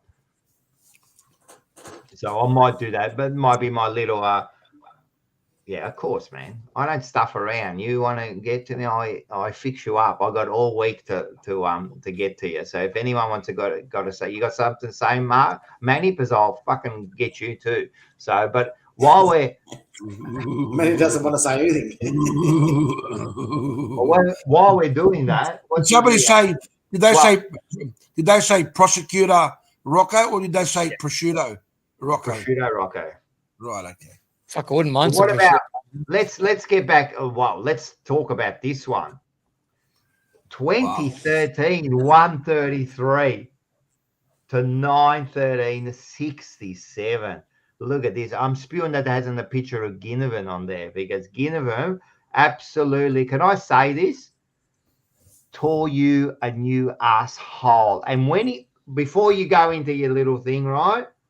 Before you go into your little spiel, when he did this to your crowd, to your cheer squad, and they all erupted, it made my night. It made my night the way your cheer squad sucked and cried after they got rid of him.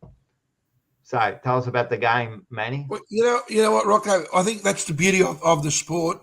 And, I can't take anything away from Ginnivan. Ginnivan has joined me on the show today. We've been chit-chatting away about his performance. Yes, 31 possessions. He's broken his record. But before I start, you can't take anything away from Hawthorn because right now, the last 9 games that have been played, I think Hawthorn would be probably ranking first or second in terms of the wins that they've had in the last 9 games, yeah? So they're not a pushover club.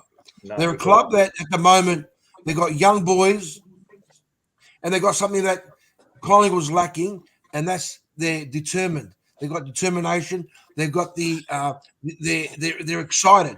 But, we're going to move forward. Look, I'm not going to sugarcoat anything. The injuries this season, particularly for our tools in the back and in the front, have totally killed us. The only good thing that came out of all this was that Jeremy Howe came back after a week off, and McStay returned after his first AFL game for the season. All right, that's probably the only good thing to say there. But having said that, it's one thing that McRae said that was really interesting. He said, you can be a loser and be a winner, or you can be a loser and be a loser. Yeah? And at the moment, that's the problem we've got. The players have got the losing attitude. Yeah? We've got the injuries. We've got players that are missing. And the reality is, right now, at the moment, we need to sit there and start looking at what do we have to do to try and make things, forget about playing finals football. Yeah. I think the game against Hawthorn was going to be a game that was going to decide whether Collingwood was going to continue with the opportunity to play finals football or it wasn't. And the way we played, no, it was just, there was just no, the players didn't win. There was no determination.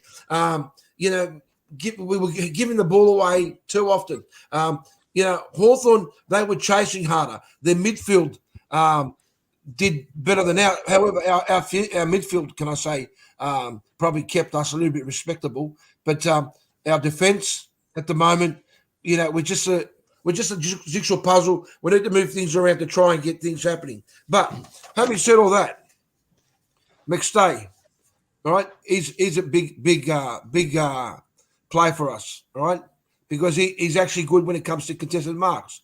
Nathan Murphy, we lost him. He retired, medically retired, and he was a key player for us. Mason Cox, I know that you don't You don't rate him. I understand that. But at the end of the day, and this is something that I wanted to point out to Mark, is that Mark's team, the Bombers, whether you like them or not, they've got some tall players. They've got tall players. And I think that's where their problem is. They've got too many tall players, right?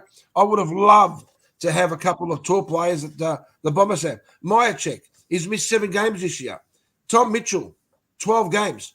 Now, he's a big, important player for us in the midfield, right? The Goey, 7 games. Schultz and McCreary was missing from this game. So, we've got players that are missing. There was lack of pressure. And, that's what it all comes down to. So, it's not good things at the moment. It's not good things. But the one thing that really, really bothered me was that he moved Hoskin Elliott to the back line. And so I'm thinking to myself, we're getting smashed, Manny. Like, he's got to do, like, if he doesn't do anything, then you go, oh, why doesn't he do a move? But hang on, Rocco. We got smashed. I mean, he moved. Forget about that. Moore was in the ruck. Yeah, but you know what? Moore did a lot better against Hawthorn than what he's done over the last 3-4 weeks, right? And the thing is, if we're going to sit there and we're going to just put the camera on Moore, right, you're going to be sitting there and just pointing out and picking on everything. Charlie Dean, he was in the back line. You should have left him out there, let him see how good he is, put the pressure on him, let's see whether he's capable of playing this game in the AFL. But Darcy Moore, he had 14 kicks, 13 handballs. Nick Dacos, he was a little bit down, but he had 24 possessions. And Josh, but our efficiency, that was what let us down. And, of course, we had shots at goal. I mean, 1 goal, 11. I think that record, the last time we had a record like that was in 1918. 1918. My grandfather wasn't even born in 1918. So, that's how long ago it happened. But you look at Hawthorn, they dominated. They dominated everywhere. Possession, kicks, handballs, and inside 50s. 69-37 inside 50s. But what they did was they converted. They scored goals. So, you know what? Am I disappointed? Of course I'm disappointed. Is the season over? It is over in terms of finals football. What I'd like to see is try and get a little bit more respectability back. Try and get our players back as much as we can and see how we go. Yeah? All right. That's a good thing. I'll just quickly, I'm going to finish off. Hey, Mark, leave the violin to the experts, mate. Hey, listen, just quietly, like you named Dacos, but Dacos had 24 disposals, right? But he also had 6 turnovers and a efficient rate of 58%, man. Like at the end of the day, you keep talking about things. I keep saying, I'm telling you, Nick Dacos, man, he's a lot of junk possessions, man. The reason everyone jumps on Nick Dacos, he does 1 or 2 real special things, and everyone doesn't see the hard work that he really doesn't do. But apart from that, go. Can I also say that Ginnivan, when he left Collingwood, he went to Hawthorn, he actually was proud of the fact that he's gone to the club that he grew up as a kid to love, right? Now, it shows that you can see when a player like Ginnivan is playing, excuse me, for the club that he loves, because you can see that with the Dacos boys, right? They play because they love the club, yeah? The thing is, Manny, with that, I'm going to quickly say that the funny thing is that Ginnivan didn't want to leave. He didn't want to leave. So he loved Collingwood at the time. He didn't want to leave. The funny thing is he's gone to Hawthorn and he's become a much better player because he's not only just a small forward goal. Man, he got 31 possessions. Man, he was killing it around the ground. He becomes a better – it's funny how some players leave Collingwood. They look shit out. Right? Everyone hates them and they go to another club and they become a lot better. No, that's look, you're entitled to your opinion on that, but I think the problem is that Ginnivan has gone to a young club. He's a premiership player, and the Hawthorn coach would have said to him, you know what? You're a premiership player. He was supposed to be. You're a young he was player. supposed to- You're a young player. You are pretty much the player that a lot of these boys around here are looking up to. Yeah. What I'm saying is he was supposed to be the bad boy, right? That's how you named him. He was a bad boy. And you actually said to me when I said about the trade, you said the reason we got rid of him was because of his attitude, right?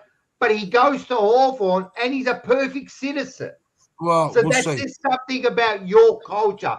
We'll move on, Manny, because we do have to move on. But just before we do, yous have got more problems than what Richmond and North's a way better prospect than you in the next few years. I'll tell you right now.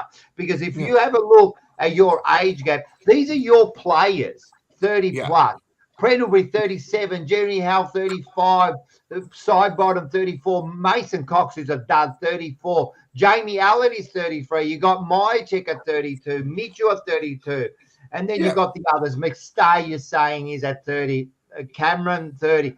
These are your players, right?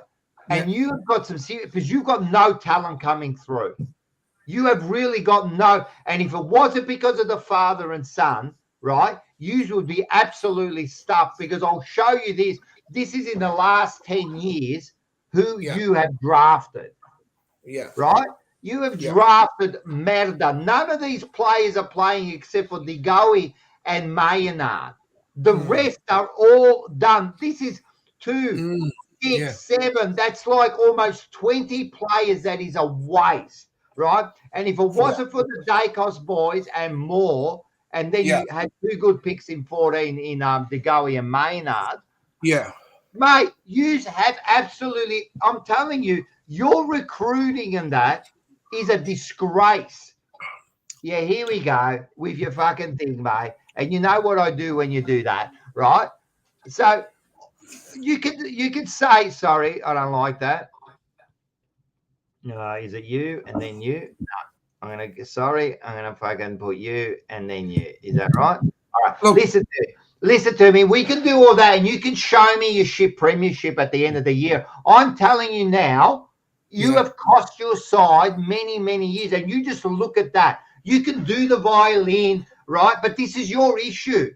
You're not looking at it as if you got no young talent coming up. And McRae was lucky he got into a team that was at the end of maybe a 5-year period where they were, because Collingwood were there for 4 or 5 years before they got that premiership. They made preliminary, they made things, so they were there and about.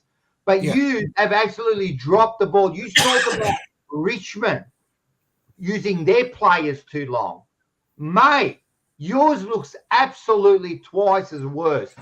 I'm not even going to give you right of a play. I'm moving on. But the premierships are there. Yeah, premierships are there. 1 premiership. 2 That's in 10 years. 2010. I'm talking about after that. Why?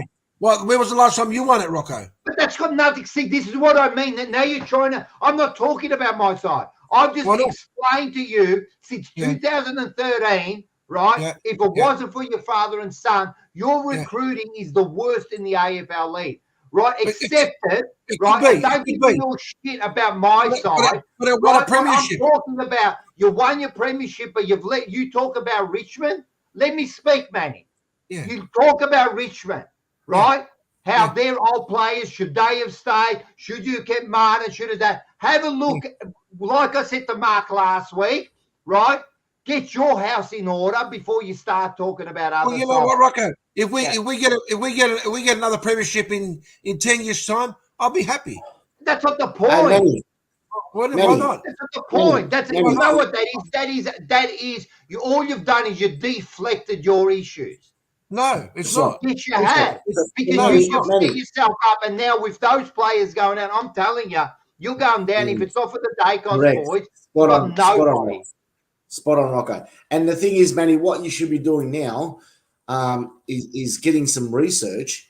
Go and do some research and find out why Carlton haven't won a flag in 35 years. Rocco's done his research about how you boys are getting old. So maybe just do some research. and bring it out there next week and tell us why Carlton haven't won a flag in 35 years. You guys have won a couple in the last 15 years. 35. So if you're going to give me Mark, you're going to give me stats. It's 28 so 30, years. 30 years. It's only 5.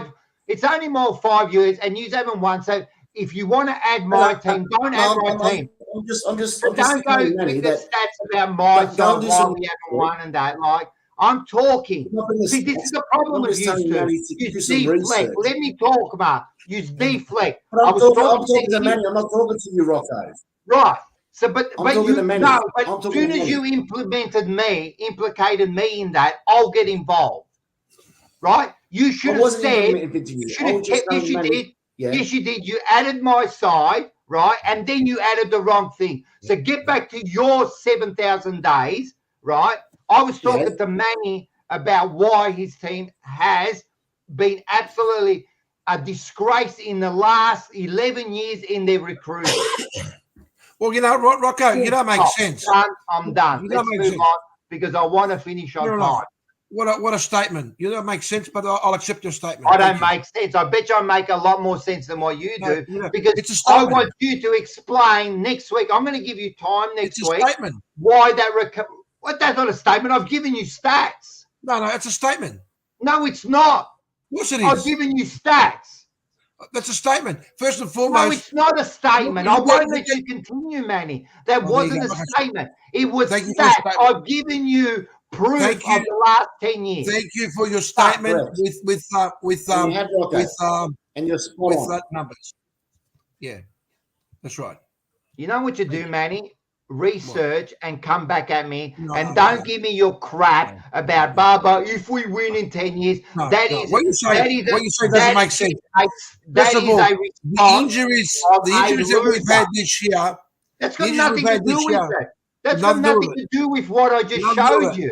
That's got nothing to do with what I just showed you. All right, okay, all right, that's fine. Like I said, it was a statement. You're entitled to show me that there. Yeah, okay. We've got a team that has some mature players, if you want to call them that. Sure. And it's time for them to start looking at new recruits and seeing what young talent's coming through. And that's the way it goes. What you said was, yes, it's been bad, and now we've got to fix that. I'm not going to say it's been bad. Like you were saying it can't be bad. What? It can't be bad. We won the premiership last year. But you haven't set yourself up. Your recruiting's been bad, mate, and you were lucky to win last year. Well, I'm happy to say that you've set yourself up, Rocco. What are you talking about? Well, but Manny, Rock's got a point. If you're going to defend yourself,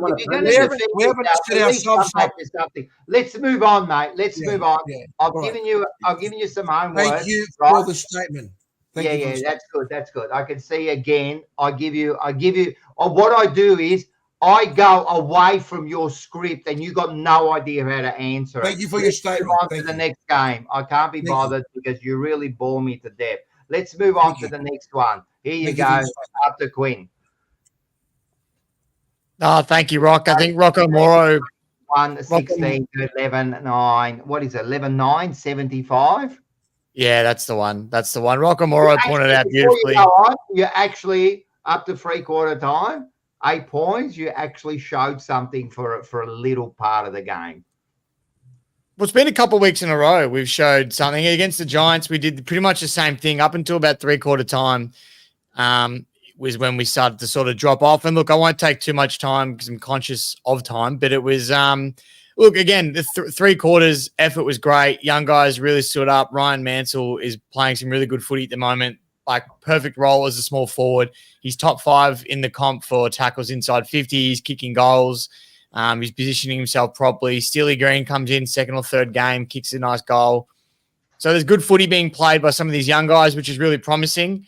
But I think these young guys are also what's sort of helping us fade out of these games late. Like you look at the weekend, we had, I think it was, from memory, it was 9 players that had played under 30 games and then 11 players that have played under 50. So half our list out there have played less than 50 games. So the lack of experience will do that in games that, you'll start to fade out. But the only upside of this season and, where we are on the ladder is that these young guys are now getting games. So rather than being a full healthy list and these guys not playing, they're now getting the game time and the opportunities they wouldn't have otherwise got. So, look, I'm actually excited reasonably, considering where we're at. Some of these young guys are showing some promise, and I don't think we're as far off as I might have thought we were 6-7 weeks ago. I think we're in not too bad of a position. We've got some good draft picks coming up, but the game itself, again, 3/4 time, we're right in there in Adelaide against Port. I thought they were going to wipe us off the floor. And if you watched the game, maybe it's just me, it didn't feel like it ended up being 41 points. It didn't feel like a 40-point game. They just got on top of us in that last quarter, and a few of their big keys started kicking goals they were missing throughout the game, and they broke away. But yeah, again, I wasn't too disappointed considering it was a 40-point loss. Yeah, as I said, I watched that game and they showed some fight, but at the end they were always going to win. They were just a bit too good. But that's it. So that's it for you. At least and I forgot to say, Manny, and you even lost your first round draft pick this year, so it's another year done. Hey, can I ask a question here, because I'm a little bit confused now. Geelong, where are they on the ladder at the moment this year? 6th or 7th. You should know, Manny. You did a ladder, Manny, not us.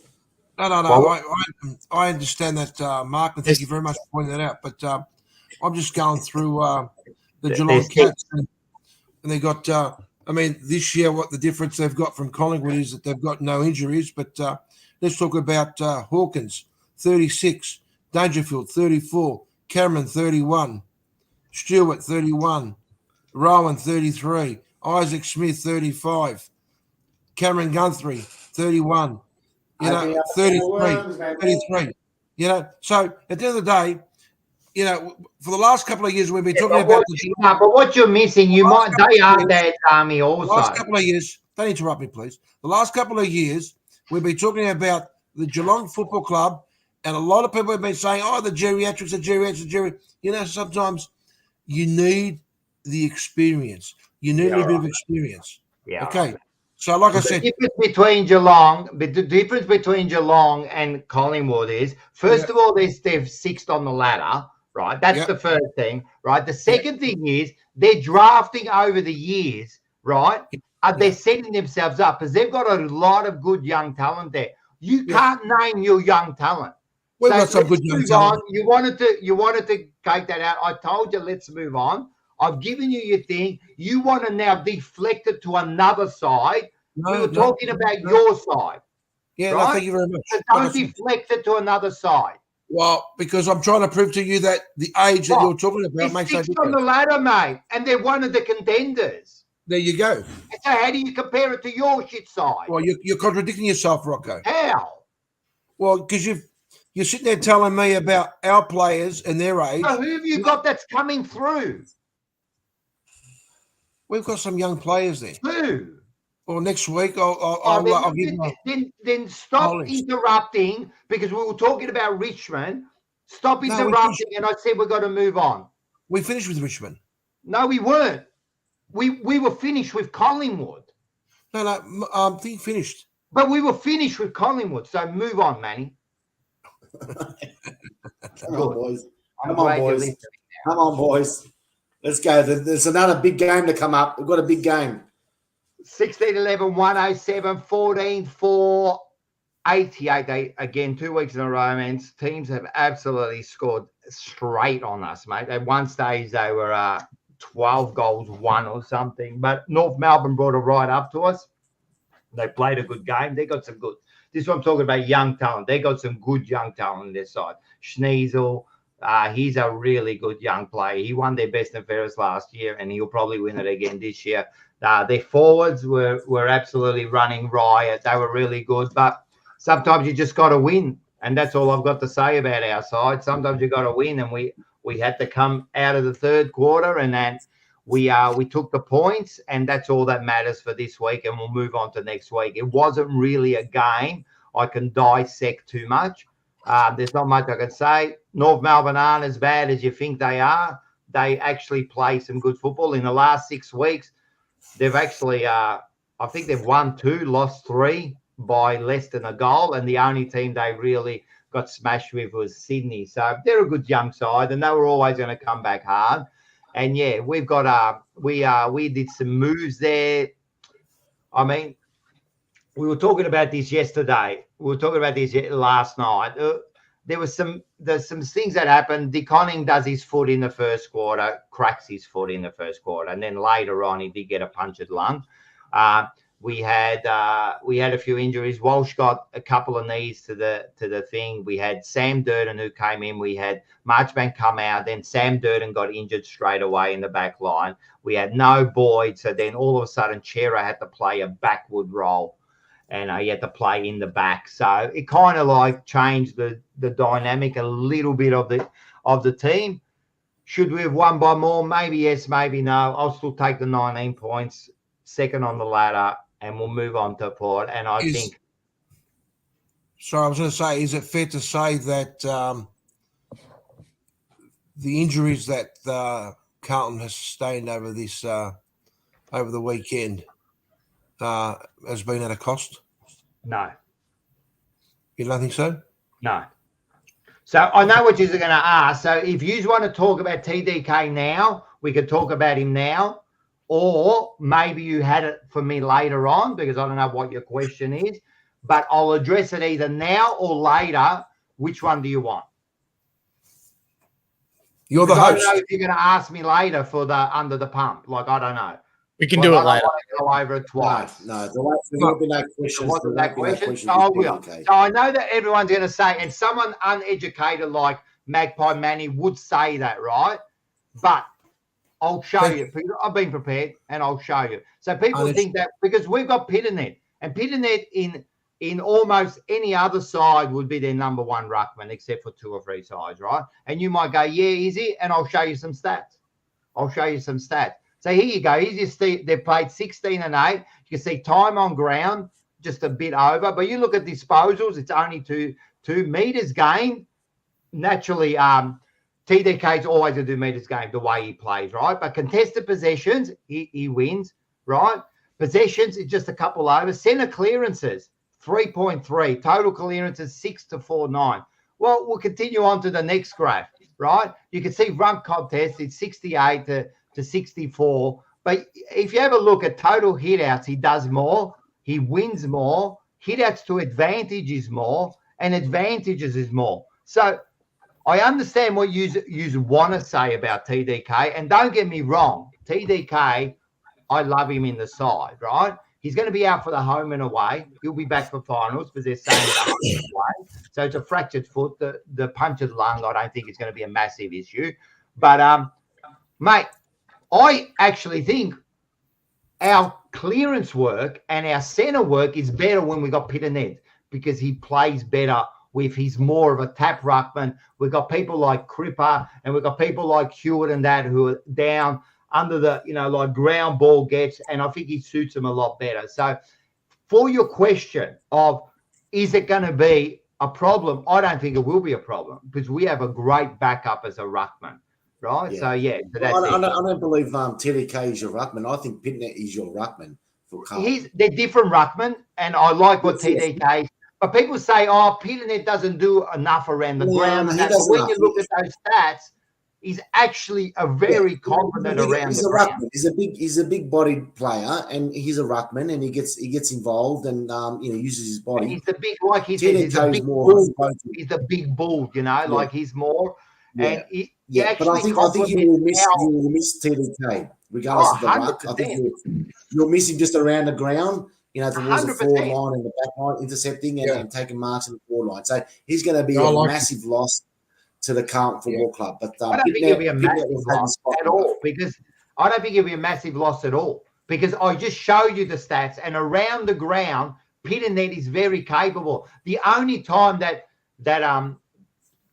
TDK like he's better off is meters gained than that, but that's his game style. But you just saw with clearances and that, Pitternet actually wins those contests. So I'm not worried about it at all. We did a bit of an experiment a couple of weeks ago when we had Fab from the Prendergast, the Prendergast podcast on here. He did a little thing, and we went through every game when we would think we need 1 or 2 ruckmen. And for the rest of the home and away, we chose one ruckman for every game. I don't think we need two ruckmen. When it came to finals, I think there's a couple of teams there that we might need two ruckmen. And one would be like a Fremantle. I think we need two ruckmen for them because they got their two ruckmen playing really well. So at the moment, during the home and away, having one ruckman and having Pitternet in there, no issue. I have no issue with it. You know what I mean? And TDK will be back for finals. Give him a rest. So there you go. Let's move on. Hey, Manny. Yeah. That's called preparation. Let's move on to the ladder. Good preparation. You know why? You know why I prepared? Because I know exactly what you're going to. I know what you're going to ask before you ask it. I ask honest questions, whereas you find it's okay to attack, which doesn't make sense to I me. don't find it to attack. I give you absolutely reasoning in how. Like I show you problems with your side, and all you deflect it to Geelong. No, not at all. You're entitled to. Let's move on. Let's move on. I told you in the pre-production, when I say let's move on, you move on. Correct? Move on. Well, you're moving. Now, because I was so busy, I actually have not put up. I've not put up the ladder for some reason. Far out. It didn't come up here. I did have it all ready to go, but can you bring it up and you can read it? No, well, okay. Well, we've got the Sydney Swans who are, you know what, Sydney Swans at the moment, you know, I suppose I don't know whether the club is resting its players. Maybe, you know, they're trying to test a few things out, change a few things here and there. But, yeah, look, I think Sydney at the moment is sitting pretty in the first spot. Now, Carlton, Brisbane, and Fremantle. I think these three teams are the ones that are going to pretty much, I think, shape 2, 3, and 4.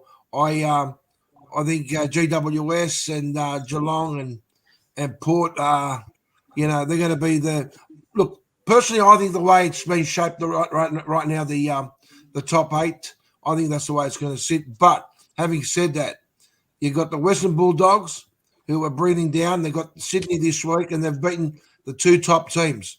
So this is an interesting. This is very interesting. Forget about Collingwood and Richmond right now. Both of them could be sitting in the park feeding birds because it will make no difference. You know, very disappointing finish to the season, unless miracles do happen. But I think the Bombers are going to slide out of the 8, and it'll be another disappointing year for the Bombers. And, you know, the worst thing about all that is Mark's kids are going to turn around and say to him, "Again, Dad? Again?" But that's it. Thank you. And Well, next time, that's pretty good without a graphic. Sorry about that, guys. I did have it there, and then when I put it in, it must have not come in. That's all right. I'm a professional. It's all good. You did pretty good there. So we got the ladder. All right, let's move on. And or you know what? I'm going to play this.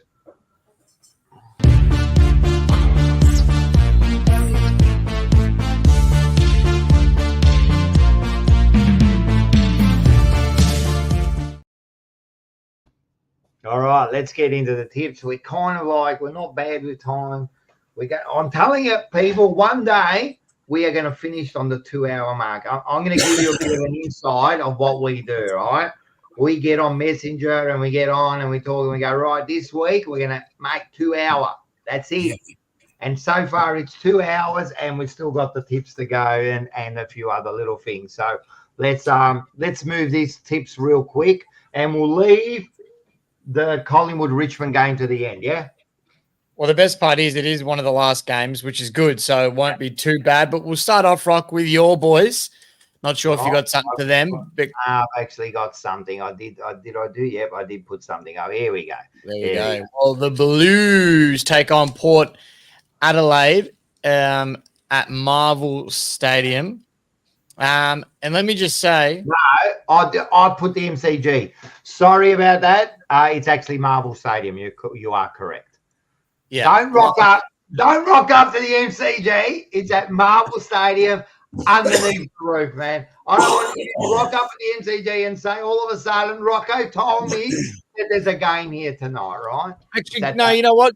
All Carlton supporters watching, go to the G. Go to the G. You'll enjoy yourself. It'll be a good night. But just quickly on this, because I'll let you talk about it, Rock. It's your team. Obviously, I'm tipping Carlton. I'll say that. I'll start off with my tip for Carlton. But Port Adelaide have a seriously good record at Marvel Stadium. And I think the last time they played down there, the last time they lost was against Carlton, but they did rest a few players that day. So they've got a good record. So they'll come in hot. But I'm still going to go Carlton on their home deck. They've been playing pretty well. So I'll go the Blues. I'm going to counter you that with your little stat there. I like that stat, but I'll give you a stat.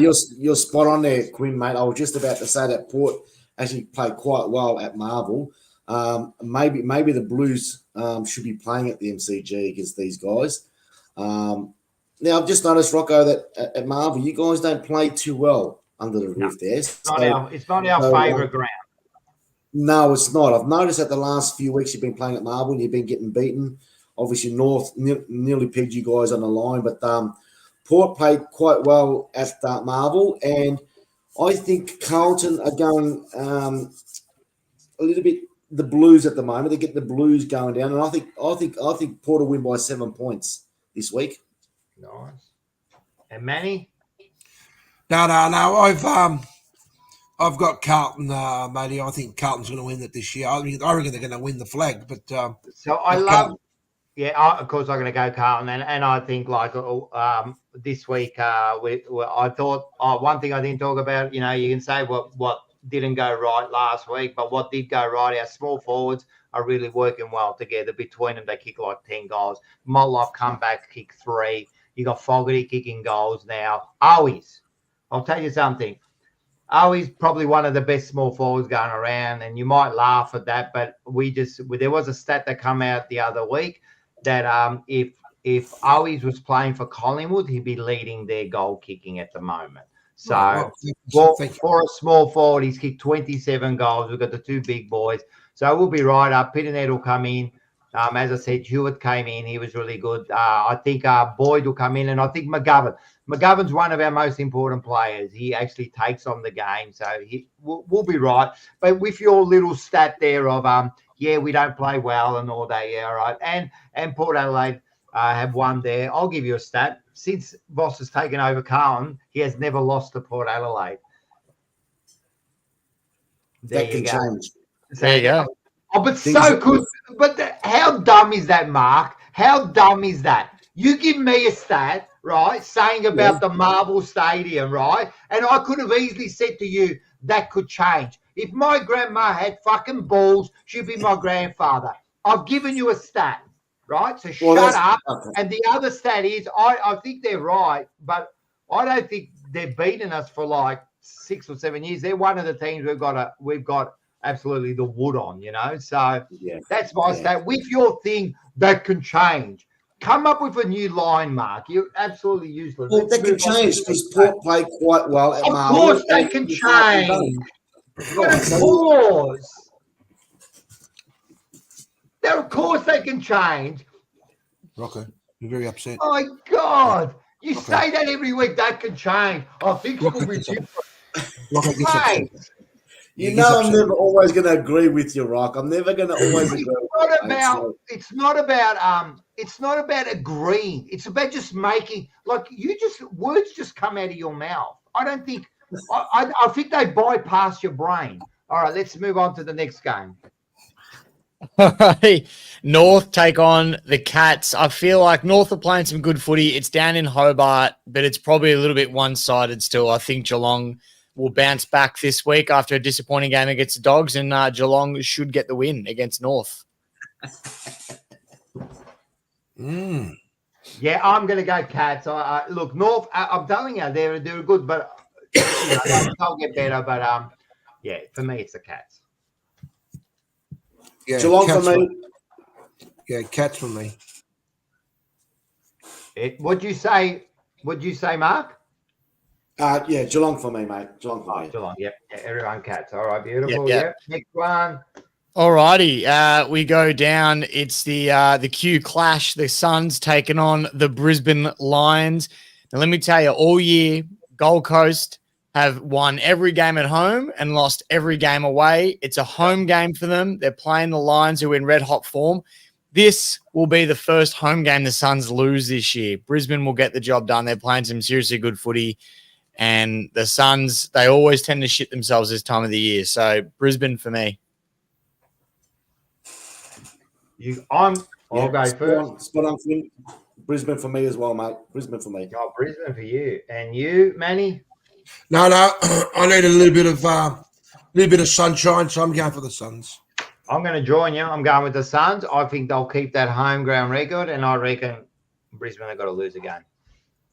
Simple as Alrighty. Well, Marco, we move on to your boys' Saturday twilight at Marvel Stadium against St Kilda. And there it is. Wow. We'll make sure we won't chop up the ground too much for you.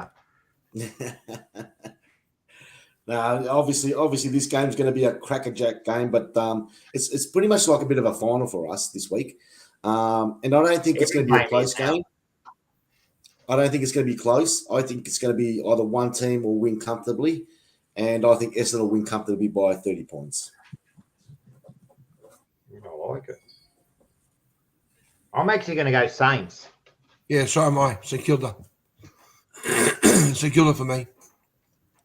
I think this is the game that's going to basically bring the Bombers finally back to reality. I think You know? That's spot on. You're going to fall down. It's going to Well, bring if it back you to do lose reality. this, it's almost done. If you lose this one, you're done, I think. And you know what, Michael? It's a final. You don't have to worry about. You don't have to worry about if it's going to rain because you're playing. Well, that's right. As long as they make the right inclusions to the side, I think we'll comfortably win. But it won't be a close game. It'll be one or the other. I really don't know. Essendon in the last 3 or 4 weeks have absolutely cooked me on my tips. I tip them, they lose. I tip against them, they win. I can't bloody win with Essendon. My head says Essendon wins, but my head has been getting it wrong. So my head says they win. So I'm going to tip the Saints because my head says that Essendon wins. I'm going to go the Saints for that reason. And Saints also beat Sydney at Marvel. Saints also beat Sydney at Marvel. So then they're not. They're still a useless club, St Kilda, but I don't know. They can sometimes pull something out of their ass a little bit. And like I said, I'm just tipping against my head this week. I reckon Sam's got on the button here, Saints by 110.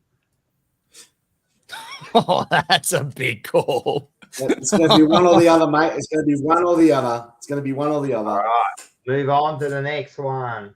Alrighty, we've got the D's taking on the Giants at the MCG. This is a really good game. I don't know what you're thinking, Mark, but this could be the flip of the coin type situation, I reckon. It's a big game. I don't know. I really don't rate Melbourne. I think the Giants will get this one. Melbourne just can't seem to convince me. So Giants for me. I'm the same. I'm going Giants. Melbourne, they've lost their Ruckman. They lost Petrarca. They just seem lost without Gorn there. They've just got they got nothing. Anyway, to me, it's the Giants. Yeah, I agree. No, I think Melbourne will win this game at home against GWS. So Melbourne for me. Done. Next one. And again, like you said before, Mark, it's a finals game for Melbourne too, and Giants really. So it's going to be a big one. But we do move on to West Coast. There's another crosstown rivalry. We got Fremantle taking on the Eagles at Optus Stadium. I think this is pretty one-sided from my point of view. Freo should get this one pretty comfortably. West Coast seem to have lost a bit of form, and Freo are flying. So Freo for me. He's gone back. I don't know. I didn't see anything like that. I didn't see anything. He's gone back. He's gone back. Anyway, all right. Here, I think we're all going to go Freo. Yeah. Fremantle. Right. Next one, I will miss out on that one. And the next one, Sydney. Yep. So Sydney Bulldogs, SCG. Another one, missing a couple of important players now, Sydney, as well. I don't know if Mills comes back in or not, but Papley is gone now for the rest of the home and away. And He's another one gone. Dogs have taken a couple of big scalps in a row. They beat Geelong and Geelong. They're coming off beating Carlton as well at Marvel. I need to catch up on my tips, so I'm going to go Dogs for an upset. Yeah, I'll go Swans here. Yeah, I'll go Swans too. Yep. It's going to be a close one, Quinn, but I think the Swans will just get by. Yeah, even though the doggies are playing some good football. The next game is another good game here. Bloody hell.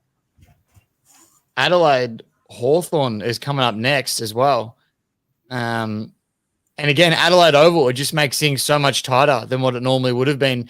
Adelaide might have gotten some confidence after a good win away from home. They come up against Hawthorn, who are travelling. I don't know. Right now, I can't tip against Hawthorn, though. I'm loving them. I'm loving Hawthorn and their style of footy. It's exciting. They're having fun. So for me, I think Hawks will beat Adelaide over there. But I reckon it'll be a close one. No, Adelaide for me. Adelaide. I think Adelaide will win this game. Yeah, I'm going Adelaide too. I just the home ground and Adelaide.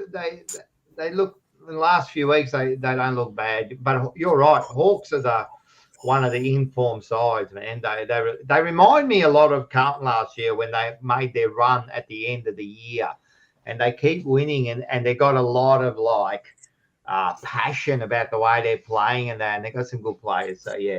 All right, let's go into this last one, which is this one here. OFM Tiger Land. Boom, boom, boom, boom.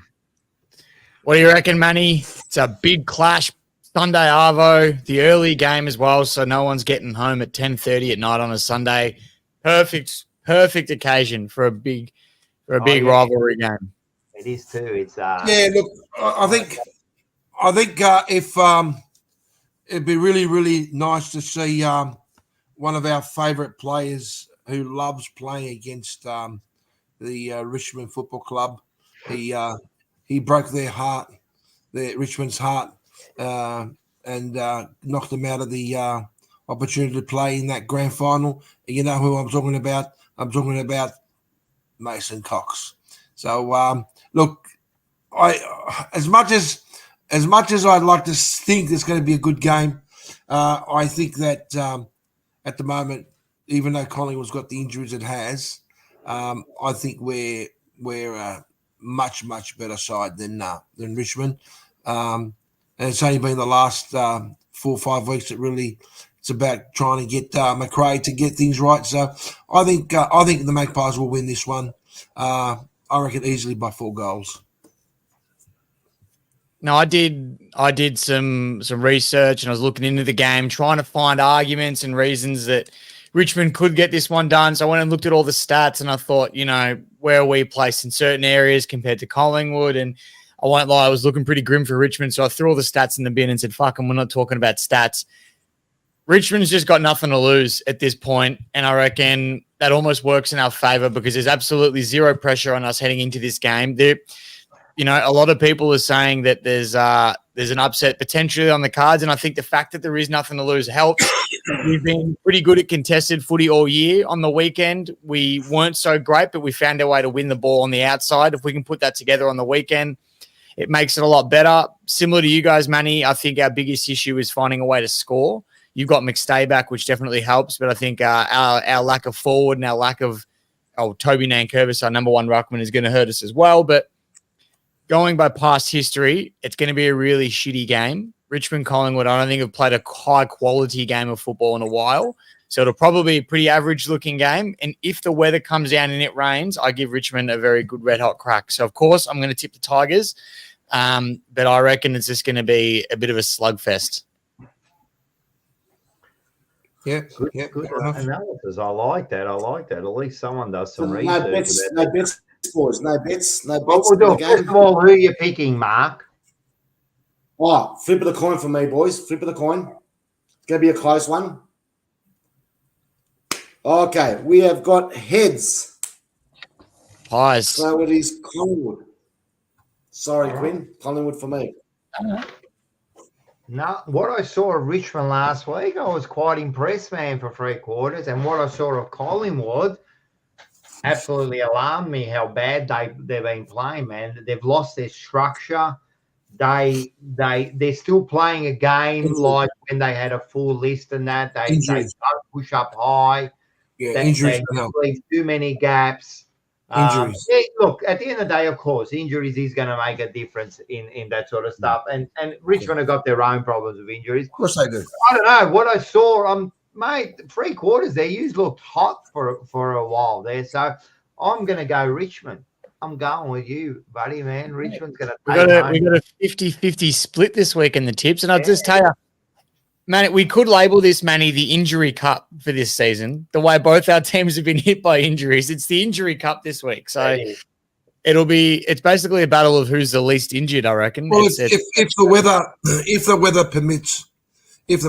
permits, and of course, I'm not talking about Essendon, who's a soft side, but if it doesn't rain and it's a nice sunny day, I reckon we'll get easily 50,000 at the game, easily.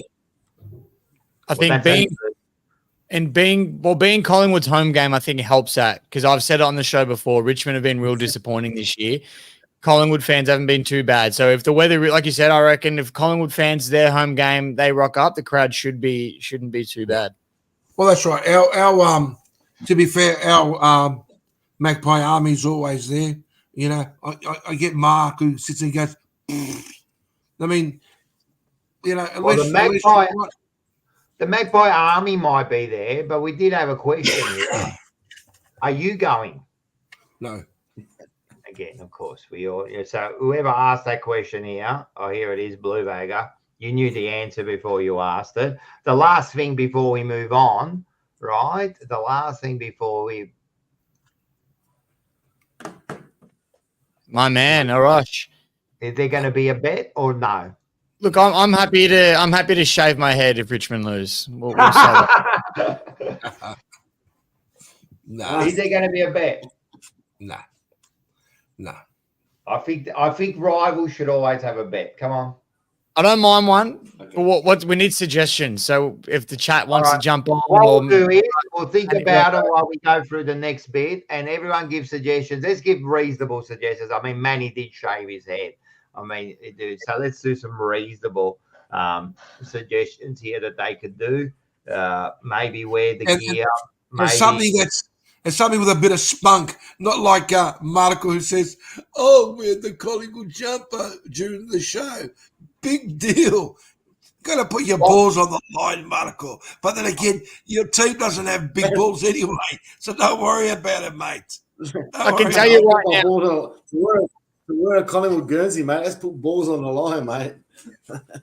Well, I was going to say, I can tell you what right now, for the chat that's coming up with suggestions, I don't own anything Collingwood, and I don't plan on looking around for anything Collingwood, so you can write off any supporter wear, because I'm not paying for anything to wear on the show next week. So write that one off. All right. Anything else? You honestly think Tino's going to pay for that? Well, I don't know anyone. I don't associate myself with anyone that owns Collingwood merch, so I don't know where to grab any. Just think about it, mate. Just think about it. You could just get an old singlet. We'll think about it in the meantime. So everyone come up with the thing. We'll think about something. But in the meantime, let's have a look at the tips here. As you can see, me and Marco both got 7, so we haven't really moved anywhere. But we've hit the ton, so we can raise the bat. Quinny actually gained on Manny by 1. So it was 6 and 5. So you're thereabouts. So I don't think you'll be taking me and Mark unless we absolutely, because there's a few different ones this week. So we might do a little bit of a catch up this week. But yeah, so that is so far. All right, let's go in. We got 2 more things under the pump. Let's go. Let's get this done, man. Quick move. We got under the pump. Who's going to go first? I'm going to go first this time because I never go first. All right. This one is to Quinny.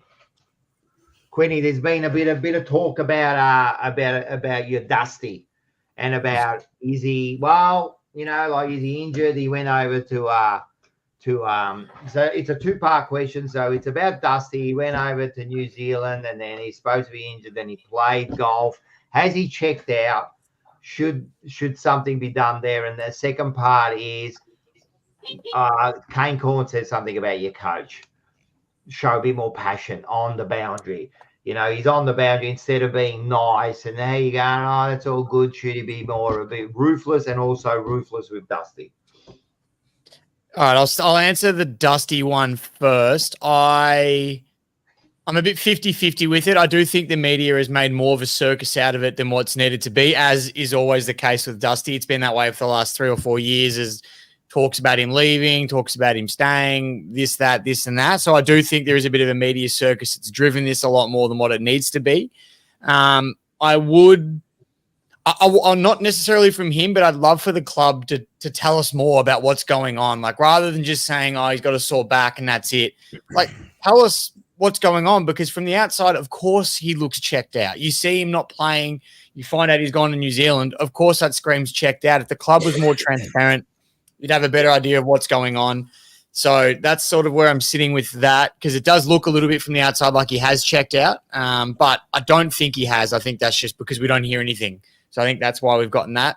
And then in terms of Adam Uze, recently Kane Corns, I have been agreeing with the things that he said. And I think I did agree with this at first, but the more I think about it, the more I disagree. I think Uze has to read the room. And at the moment, with where our list is at, with the injuries that we've got, he's essentially coaching with his hands behind his back. If he's going to start being ruthless and, having a go at guys that have played less than 30 games, I just don't think that's the way to go in his first year as coach in the situation that we are in. I think if we were finals contending and we're putting up performances like that, absolutely rip shreds. But I think with where we're at, his focus issue is to build relationships, get the players wanting to play for him, and then next year, and that's when you start to go, all right, well, we'll all get along. We've got a good relationship, but that's it now. Like, our injuries, we've got no injuries excuses anymore. Let's go for it. So I don't mind him celebrating the little wins on the bench, long story short, because I think the club needs that right now. I like it. That's actually a good response, and I kind of agree with you. I think he's doing the right thing at the moment. What do you want him to do? He's trying to build like a young side relationships. What do you want him to do, And yeah, so good response. All right, next. Anyone? Quinn. I was going to under the pump again. You got my under the pump again, mate, because I'm just going to go in circles. So next week we'll be back to Manny and then back to Rocco. So Quinn, mate, obviously there's 5 games to go. Okay. Now, would you, as a supporter, prefer to say win the next 4 out of the 5 games towards the end of the year and go into next year with some momentum and confidence into 2025, or lose the next 4 or 5 games and get the number 1 draft pick? Great question. And there's honestly a 2-part answer, because one answer is my heart and one is my head. My heart wants me to win the next 4 or 5 games, give me a bit of joy in the back end of the year and see get up and about. But my head, I think I'd be silly to say I want us to win and lose some of the potential picks that we will get if we do finish bottom of the ladder, which we're looking likely at the moment. So, I'd probably. You never want to say I want to lose, but I think the smart thing to do would be to, you'd prefer to lose and get in some good draft picks, because we've got a good hand this year. So you want to capitalize as much as possible. I'd probably rather stay where we are on the ladder and get the good picks in for next year, because either way the season's a write-off. So you may as well prepare well for the future. That's a good, honest answer. I like it. Yeah, that was what I was going to ask Quinn, but Marco took the stage with that question. A good question there, Marco. No, that's all good. That's all good. And I've got one question that I was going to ask Mark, and that is, we talk about the club itself has had huge turmoil, and the fact that you guys are under threat to not play finals football this year, and the way you guys are going, it might be the case, as Rocco predicted 5 weeks ago, right? Would you say that the biggest problem you guys have got is that you decided to bring a coach that was a failure, hoping that he might bring something different to the Essendon Football Club? Just quickly before you go, Abby's joined us, and he looks like he's a Hawk supporter. He's been saying go Hawks. What are you guys talking about? This is just a segment we call Under the Pump. We ask each other questions and honestly answer them to finish off the night. So that's it. So go for it, Mark. Yep, no problems at all. Thanks, Ed. To answer that question, Manny, Scott obviously coached North. He wasn't a disappointment at North, so I'm not quite sure where you're saying he's failed, because North haven't really achieved anything anyway the last few years. So I believe him at Essendon is showing a bit of grunt and a bit of feist in the young players. And I can only look forward into him coaching the Essendon Football Club, because there's not really a lot of coaches out there at the moment that you could kind of take that I would prefer to bring on board. So he hasn't failed at all as a coach.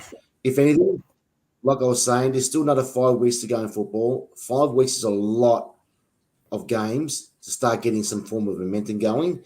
And if we can get that going, nobody would be saying anything about the coach then. So at this stage, he's doing a great job, and we move forward from there. But he hasn't failed at any stage at all. Manny? Okay. Well, apparently his win-loss record's pretty good, so I'm not sure what that is. Maybe you can come up with that next week for us. Let us know what his win-loss record is. I don't know what it is. I've got no idea. Yep. All right. Yeah. I've got one for you, Rock. Not super hard hitting, but just one I'm quite curious about. So Carlton being in a dissimilar position to the rest of us, where finals are pretty much a lock at the moment. I think for Carlton and Essendon, every week's a final going from here on. So Carlton are pretty much locked in. Is there any major change that you think needs to be made within your game style heading into finals? Before, I guess, in these last 5 weeks, is there any major changes you'd like to see Carlton make with your game style in the last 5 weeks, or are you pretty satisfied with the way you're going about it and just keep on going? If you look at the stats, like you can say that we are giving up some points, from we're giving up some our defensive mode is a little bit weak at the moment, so they are scoring on us a little bit. I don't blame that on the defense. I blame that more on up the field. I think our mids and that have got to be defending a little bit better. So I think that's one of our problems. Is there anything to change? To tell you the truth, apart from that, I think, just quietly, no. I think we have got the game to win a grand final. We play that hard, contested game. And when we play that at our best, I think we've got a winning formula, to tell you the truth. So apart from maybe defending a little bit harder, and it has to be more of a team defense, no. Is that being a bit too confident? No, I think our game plan works. Is there going to be like little adjustments here and there? Of course, but no, apart from just maybe defending a bit more as a team, no. No, love it. All right, that was good. All right. This has been a good night. We've got a few extra people here. What's this one here? Scott, as we Brad Scott, win-loss is 50.4. Oh, that's pretty good. So anything over 50 is pretty good. I mean, some of the best are like only at 55, and so that's a pretty good. The thing you've got about Brad Scott is no grand finals, and that always. I mean, that'll be the same with like Ross Lyon. I reckon he's got a fairly good winning record. Maybe not the last couple of years, but again, you don't win grand finals and they start judging you on it, yeah. But I did think he had a not bad winning record, yeah. Any bets before we go? Come on, at least sing the song. At least we'll sing the song at least. Yeah, I'm happy to sing the song. Happy to sing the song? Yeah, who gives a fuck? It's only a Tiger song. Not particularly, but I'll do it. All right, we got to do something. We got to do something. from- Come on, we we're got to do from the something. time- You know Yeah, what? we're You know what's from- going to be the best? We're going to do it live in the studio next week. You're going to be singing the song live. Ooh, So nature. we want to done it with a bit of gusto, huh? So we'll do a bit of that. Yeah, All Play right. the guitar. Play the guitar. Din, din, din, Oh din, yeah, din, bring din, the din, din. guitar Okay, next week. okay. All right, Manny. If Richmond win, you're bringing your fucking bazooka thing there, whatever it is, right? Your bloody baklava bazooka guitar, Baklama. baklava, and you're gonna sing Baglama. baklava. Now you Yeah. buckle up. All right, everyone's been waiting. Manny, make me laugh. All right, look, because we're always spending a lot of time, we're always trying to aim for the 2 hour. We've already got to 2.5 hours. Anyway, so there was a couple lying in bed. The wife was reading the Women's Day and the husband was reading the newspaper. Anyway, he decided to put his finger down below and he tickled her a bit and she opened her legs and she said, "Oh, do you fancy a root?" And he said, "No, just wanted to wet my finger to turn the page."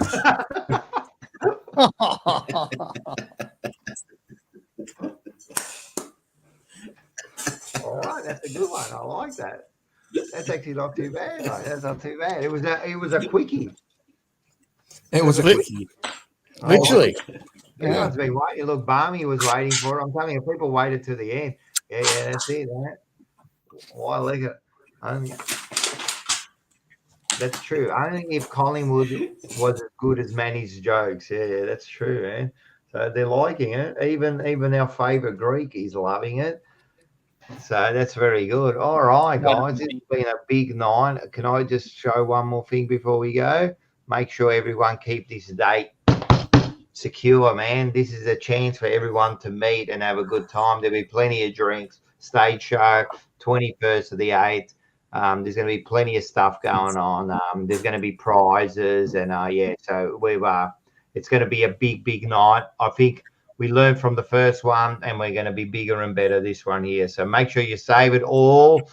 The details of that will be coming out in the next week or so, but just keep that date. There's no footy going on that weekend. It's just before the Brownlow. So everyone's going to be looking. I'm giving you something to do.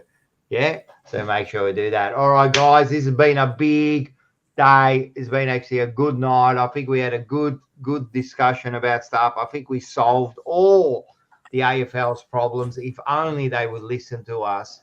And apart from that, we got a big weekend of footy, man. Me and Mark have got a big weekend of footy, and you two guys have got a big weekend of footy, man. So it should be good. And that's it. How's that sound? That's it. All good? All right. Let's do it. 1, 2, 3. Hot Go to pie. base. Bombers.